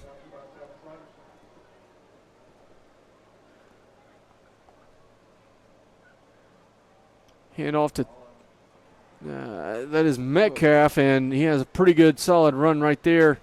That tackle was across the 25. That was, I believe that's Cannon Parker getting in on. I saw him on the field. Cannon missed a lot of the first half of the season with an injury. Been battling a foot injury most of the year, but getting a little bit of playing time, especially now that Cordarius Payton's been out with an injury. Another handoff to Metcalf's going to pick up about 3 or 4 there. Was Nick Strickland on the tackle? Yeah, Strickland brought him down there. Cannon Parker, he's a guy. He's a young guy. We talked about these, using young guys and stuff. He's a guy who played a lot. He played a good bit in the spring game back in May. Our preseason scrimmage, Jamboree was getting in, and then injury kind of got to him, and so, unfortunately didn't get to play as much. Hadn't been able to contribute much. This first 6-7 games of the season, but duty calls when we have an injured guy out. Admirals are really switching up our position, trying to get Amaji Frederick on the slot receiver there. As it is a Savvy Sliders 3rd and 6. Almost a sack, and the quarterback was sacked by. Yeah, they looked like they were a little discombobulated there. Cortel Crandall and Trey Peterson on that. Ramsey looked like he was, I don't know if he was trying to do an RPO or fake the handoff or something, but he bumped into his running back, and I don't think he was ready for that. He wasn't wasn't what he was expecting somehow, but that'll bring up a 4th and 10. Biloxi leaves the offense on the field for that. I wonder how they're going to play this out. Yeah, we'll see. They've had some success with the quick hit passes on us, so DeAndre Williams almost just for missed another it. sack. And that's almost intercepted. I think that saves a few yards, actually. But that ball is batted down out of the air. That was, I believe, Amaji Frederick that knocked it down. But, again, DeAndre Williams unblocked on the blitz, shot through, forced a bad throw. 24-hour storage offers climate-controlled units plus secure boat and RV storage across 3 convenient coast locations, Gulfport, Biloxi, and Ocean Springs. So if you are moving, decluttering, or need a safe spot for your toys, 24-hour storage is there, 24/7 with clean, secure, and affordable storage solutions. Store it smart, store it safe, store it with 24-hour storage. Visit 24hourstorage.com to secure your next unit. And that turnover was brought to you by Amy Olson of Owen & Company Real Estate. All right, so the Admirals are back on offense on their own 21 here. Second possession of this third quarter. First play is going to be a handoff to Amaji Frederick. Good run right there. Picking up about 8 or 9. Just straight down the middle. Yeah, that was just a good, hard run right up the middle. Didn't have a ton of room to work with, but he was fighting really hard. Yeah. One thing about it, he's had a few carries here and there this season, but last week was the first time he really got a volume of touches and looked really good running the ball against Wes Harrison. So I think the coaches really like that, and they think maybe he's ready to get more carries, take some of the burden off of Cooper, give Cooper some more motion, and give Cooper more plays out wide. Yeah, 40. He's at the 50. Boy, he just threw William Lay to the ground. Biloxi defensive back. Cooper just took him. He just placed him on the ground. He just totally manhandled him. That's a Horn Custom Jewelry first down. Admirals are across midfield.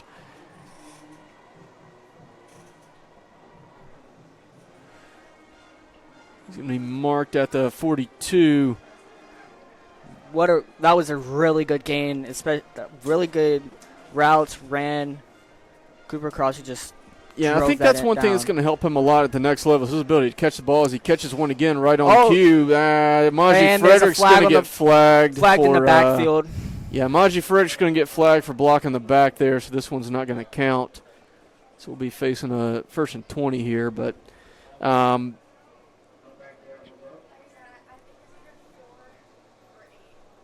that'll back us up.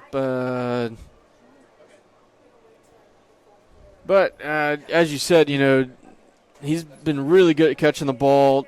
He's already surpassed his yardage from last year. Last year played the full 11 games, had a little over 300 yards. He's over the 400-yard mark on the season now tonight, even though we still got 2 regular season games to go, plus a playoff game, at least one. But we are moved back, so 1st and 20 after that. 3:12 to go in this third quarter as Stubbs goes in motion. And he's goes back at Biloxi. Let's see who they called on. Biloxi's defensive lineman definitely came across. We'll see if he got drawn into it. No, that will go against the Indians. So we'll get 5 of those yards back, so it'll be 1st and 15. Always better than 1st and 20. Exactly. Any amount of yards from a 1st and 20 is better. Yeah. We'll take 5 of them back. Now, can we get them for another false start? We'll see. I think we'll be content to run a play here. We'll see. Nettles has 2 backs. Frederick motions over to the right. He's going to get a handoff counter back. Yeah, about a 3-yard pickup.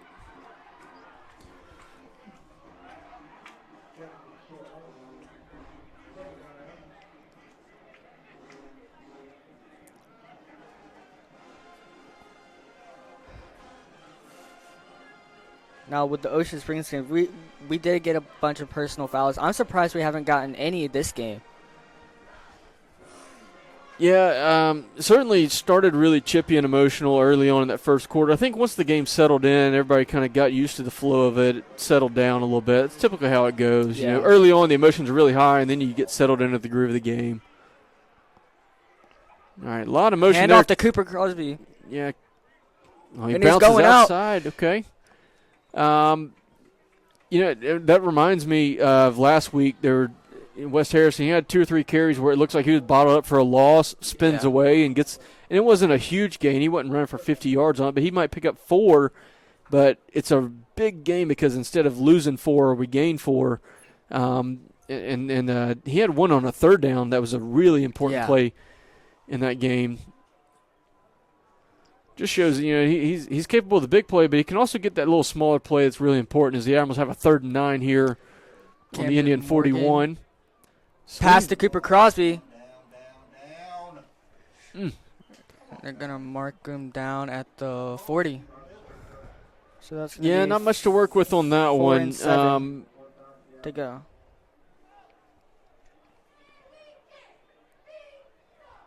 We've been going to that swing pass a lot and just hadn't had a ton of success. Biloxi's defended it really, really well. Yeah. So Shaw Killebrew's on for another punt. And if we win this game, which by the looks of it we might, but there's still a lot of time left. We're still undefeated in region play. Yeah, and that's going to set up a really interesting scenario for next week. We'll talk about when we get to that in the fourth quarter. Let this game get a little closer to the end before we talk about that. Shaw top spins that one off the hands of the Biloxi returner, and that's going to be a scramble for the ball. It bounces out. I think Biloxi's, let's see. Oh, it's Admiral ball. Wow. That was an unusual punt. Shaw put a lot of top spin on that one. Biloxi's return man couldn't quite figure that out. And wow.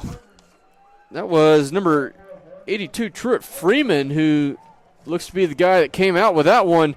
So a turnover for Biloxi on the muff punt. Turnover is brought to you by Amy Olson of Owen & Company Real Estate. Yeah, that was unusual there. Yeah, I've never seen that. The muff punt, but I think a big part of that was the way the ball was spinning. I mean, getting shot, he had like a top spin on that, and I'm sure he was trying to do that. The design of the punt play. Hey, we're gonna try to get it down there and cover it, pin the Indians deep. But Admirals end up with the ball in the 13, so we're back in the Citizens Bank red zone. And it's going to be handed off to Cooper Cross, and he's in for another touchdown, brought to you by Brian Jacobs State Farm. Yeah, that one was too easy there. Yeah, it was way too easy. Biloxi bottled him up a few times earlier tonight, but that was way too easy there. That's Cooper's second rushing touchdown of the night, third total. Puts him up to 24 total touchdowns on the season. Really good senior season he's having. 24 touchdowns in 7 games is really impressive from him. Braxton Boswell's snap is good. Caleb McDonald's hold is good. And Shaw Killebrew's kick is good. So with 1:11 left in this third quarter, the Admirals lead 35-0. Really good performance there, capitalizing on the turnover that time. We had a turnover earlier in that quarter. Didn't handle it. Went 3 and out. Kind of disappointing there. We didn't get more of it. That time made him pay for it. We've opened up this one, and lots of people are starting to head for the exits below us, it looks like. We got one more score added in there, and everybody's starting to kind of filter out, it seems. Next week, we will hit the road one last time as the Admirals will play at D'Iberville on Friday, October 31st at 7 p.m. If you can't make it there, be sure to tune in and watch us here on the WGTV live stream. All right, so as we have the Divine Dentistry kickoff from Shaw Killebrew, Biloxi's fair catch, and I think this is a no play. Yeah. I don't know if the officials weren't ready or what. Yeah, I think Shaw hit that kick before the head official waved on ready for play. So that one just didn't happen. I don't think the officials were all in play and ready to go there. But as we were saying, next week we will be at D'Iberville. Yes. It's going to be a tough game. They are 7-1. They're having a very good season. Their only loss was to Ocean Springs a few weeks ago. But they have really played well all season long, beaten a few decent teams. If we hold on, and we're up 35-0 now at this point, assuming we hold on and win tonight, next week a win would guarantee us first place in the region for the first time in 6 years.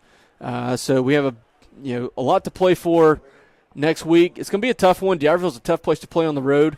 But, again, a win next week would guarantee first place and lock up our first region championship since 2019 as Biloxi's return man, Jalen Johnson, is Cannon Parker on the tackle. That was quite a play there. And Jalen Johnson reverse field multiple times, retreated a bunch, looked like we were going to pin him inside his own 5. He got away from it. Cannon Parker, we'll tell you this, he is a very fast runner. Yes. And he came flying across the field to make that tackle. So Biloxi will start this possession on their own 23, which is probably about where they would have gotten to if Jalen Johnson had just ran that one forward, but made it a little more interesting. Looks like the clock never stopped at all. Yeah, and we're up 35 in the second half, so we have the run the clock rule that we all love as Jordan Thomas gets this one and Trey Peters makes a tackle. It's going to be about a 2-yard pickup.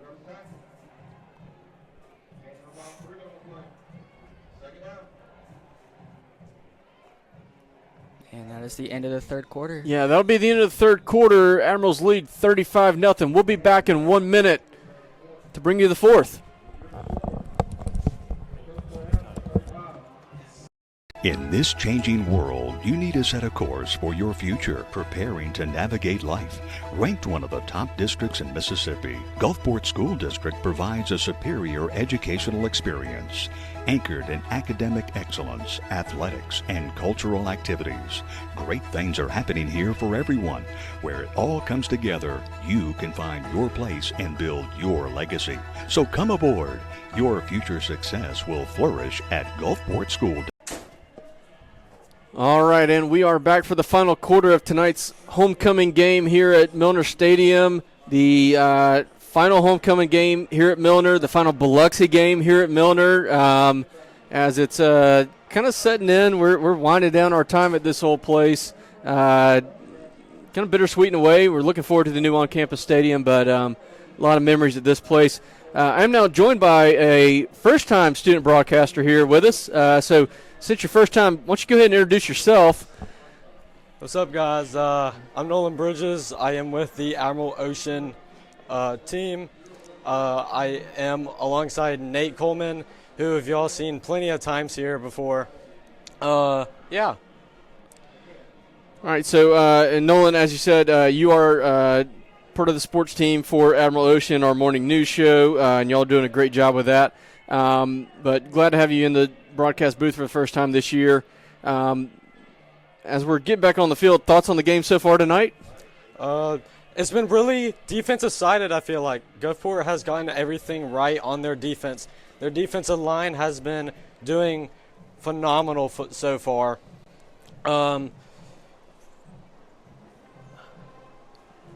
Biloxi's first play is going to be a quick swing out to number 10, Zaman Graham. Not much after the catch, though. DeAndre Williams and Jayon Pollard in on the stop. That'll bring up a Savvy Sliders 3rd down and 1. We'll see. Biloxi's 4 out of 12 on 3rd down so far. As they go with a quick run to Metcalf, and he fumbled that one. No, the referee's going to say he was down, so it'll be a 3-yard pickup and a 1st down for the Indians. He did drop it at the end, but they said he was already down, so they'll pick up the 1st down there. Trey Peters on the tackle. So Indians have it on the 36 now. Another handoff to Metcalf, and he's hitting the backfield again. Trey P., L.J. Robertson. That's going to be a tackle for a loss for the two of them. So a good play to snuff that one out.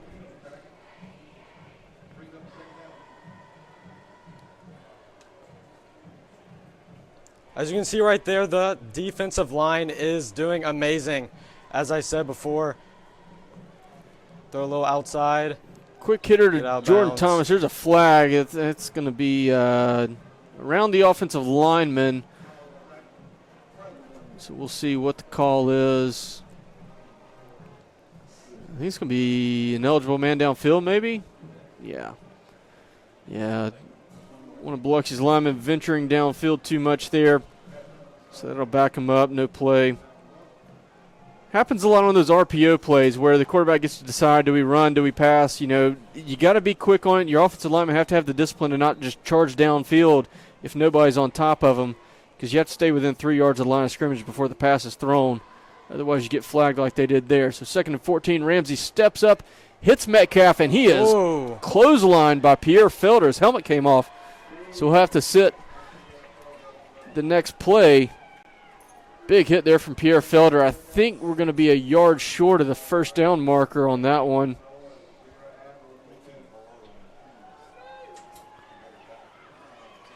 So that'll bring up a Savvy Sliders 3rd down and 1. Hand off to Thomas. DeAndre Williams has him in the backfield, and it's a tackle for a loss of 2. Great play by DeAndre.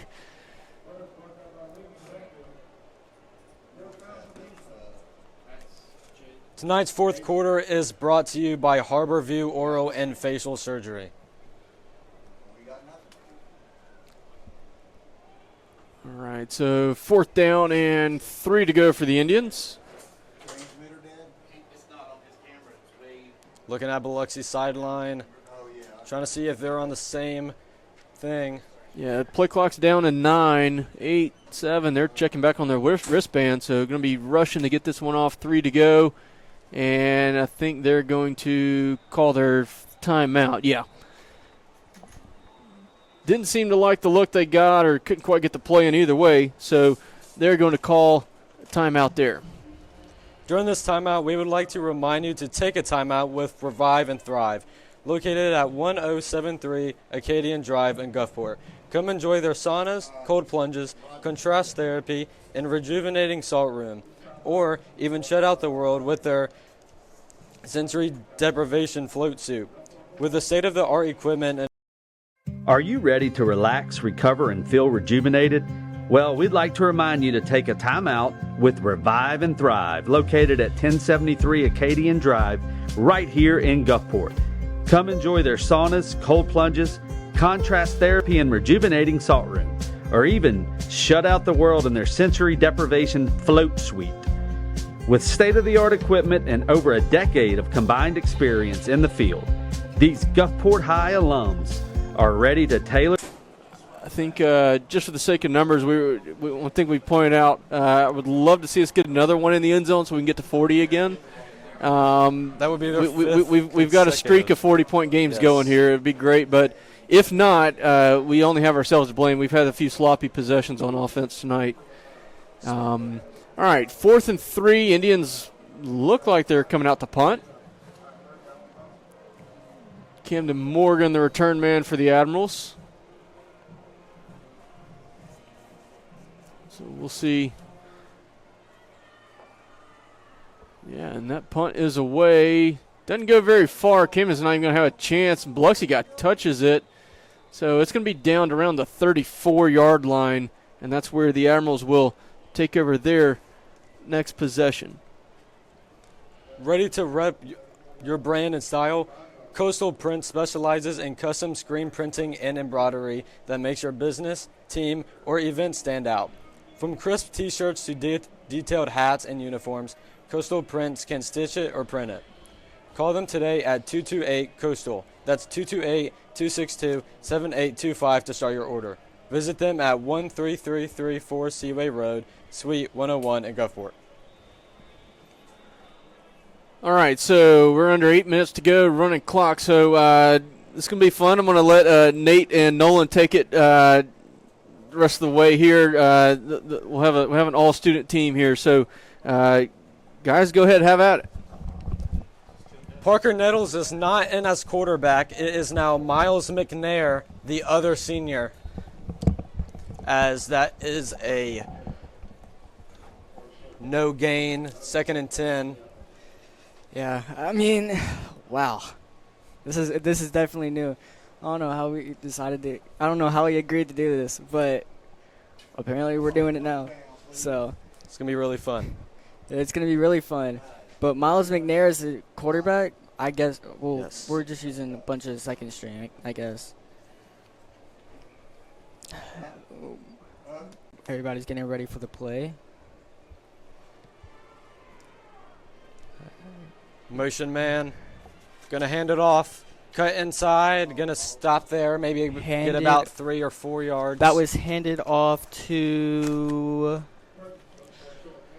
Dalen Perkins.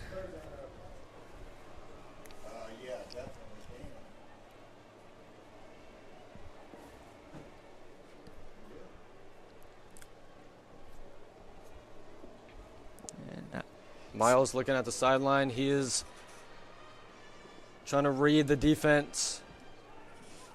Getting ready. Looking at the sideline again. I don't know if they are on the same idea. It looks like they are now. They're going to hand it off in the middle. Pushing for the first down. They're not going to get there. Now we're looking at a 4th and 3 from the 42-yard line. So that's about a gain of 3.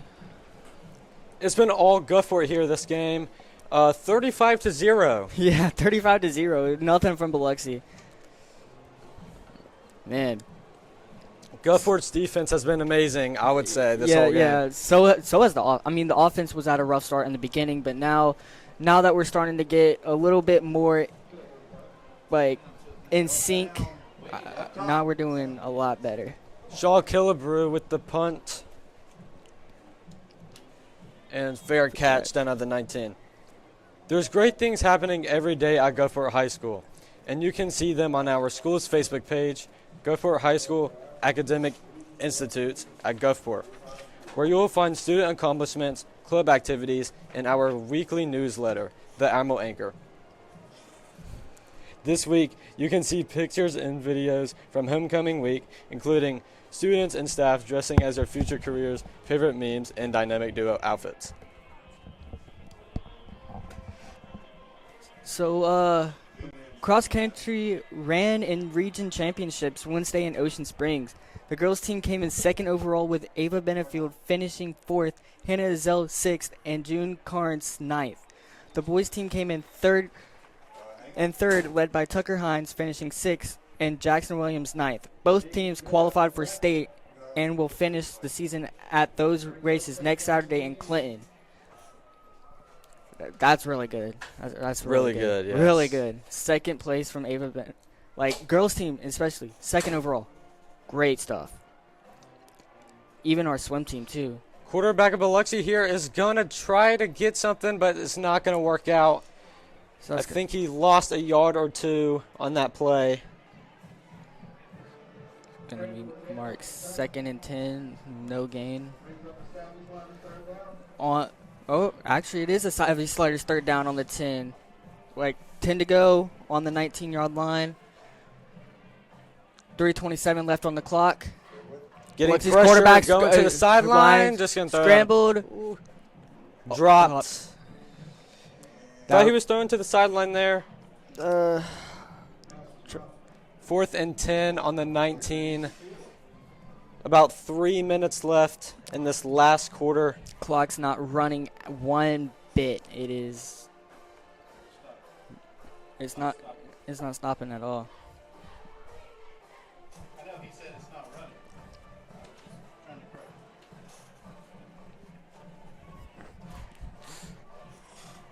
Bringing the punt unit out here. Oh, never mind. No, they're going to punt. Going for it. Going to be marked around at the 43-yard line.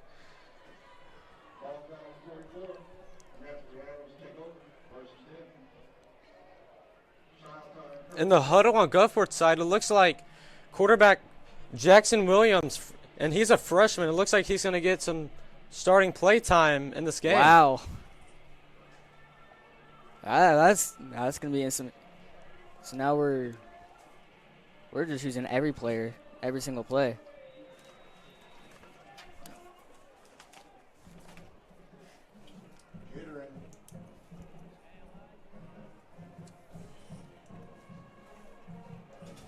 Way too much stadium, not enough grass. Lower. Handoff. Deuce McDonald was in motion.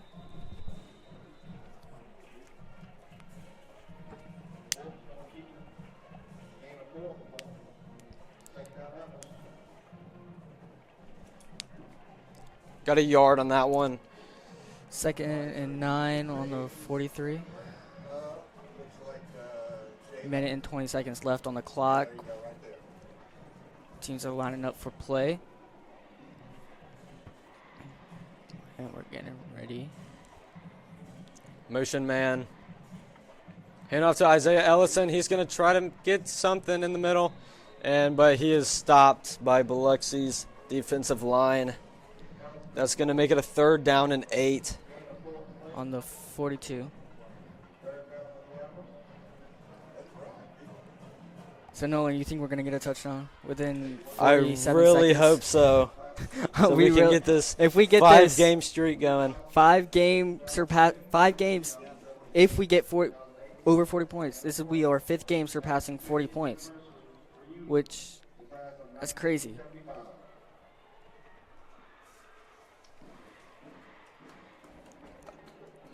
Looking to pass. And he's going very deep. Camden Morgan. Oh, almost it's intercepted. It got dropped near the 30-yard line. Tajon Burks was the intended receiver. And now with 8 seconds left, that is the end of the game. All right, yeah. Great job, guys, there wrapping us up. As you said, the clock did not stop after we got up to 35 points ahead in the second half. So the final seconds have ticked away, and the final score of this one, Gulfport wins and beats Biloxi bad yet again, 5 years in a row. 35-0 is the final here on homecoming night in Gulfport. Mentioned this earlier, guys, and again, if you're still watching, you didn't see it yet. Mayor Keating put out a video. Our athletic department, I think our football page, shared it. Kind of tongue-in-cheek, playful, but a little bit of smack talk from him. And he said something at the end. He said, it's not a rivalry, it's total dominance from our side. And he could not be more correct. I loved that video because he said it. So just to put that in perspective, again, tonight was the 103rd all-time meeting. We now lead the series 64-35-4. But more importantly, the recent games. Again, told you tonight, this is the 50th game we've played since the Gulfport East merger in 1977. We are now 40-10 as the Gulfport Admirals against Biloxi. We close out Milner Stadium, our final game against them here. 21 of the last 22 in favor of us here. Biloxi, probably not sad to see us get out of Milner. But that just means in 2 years, in 2027, we can start a new streak of dominance over them at our new on-campus stadium. So we look forward to that. Once again, 35-0 the final score here. A wonderful homecoming night for the Gulfport Admirals. We will be at D'Iberville next week. A win gets us a region championship for the first time since 2019, so we look forward to that. Be sure to join us then. But, guys, another good night. Yeah, another good night. So we'll pack it up, and in 7 days, hopefully we're celebrating a region title. So great job, everybody. All the best to everybody this weekend, and we'll see you from D'Iberville next week.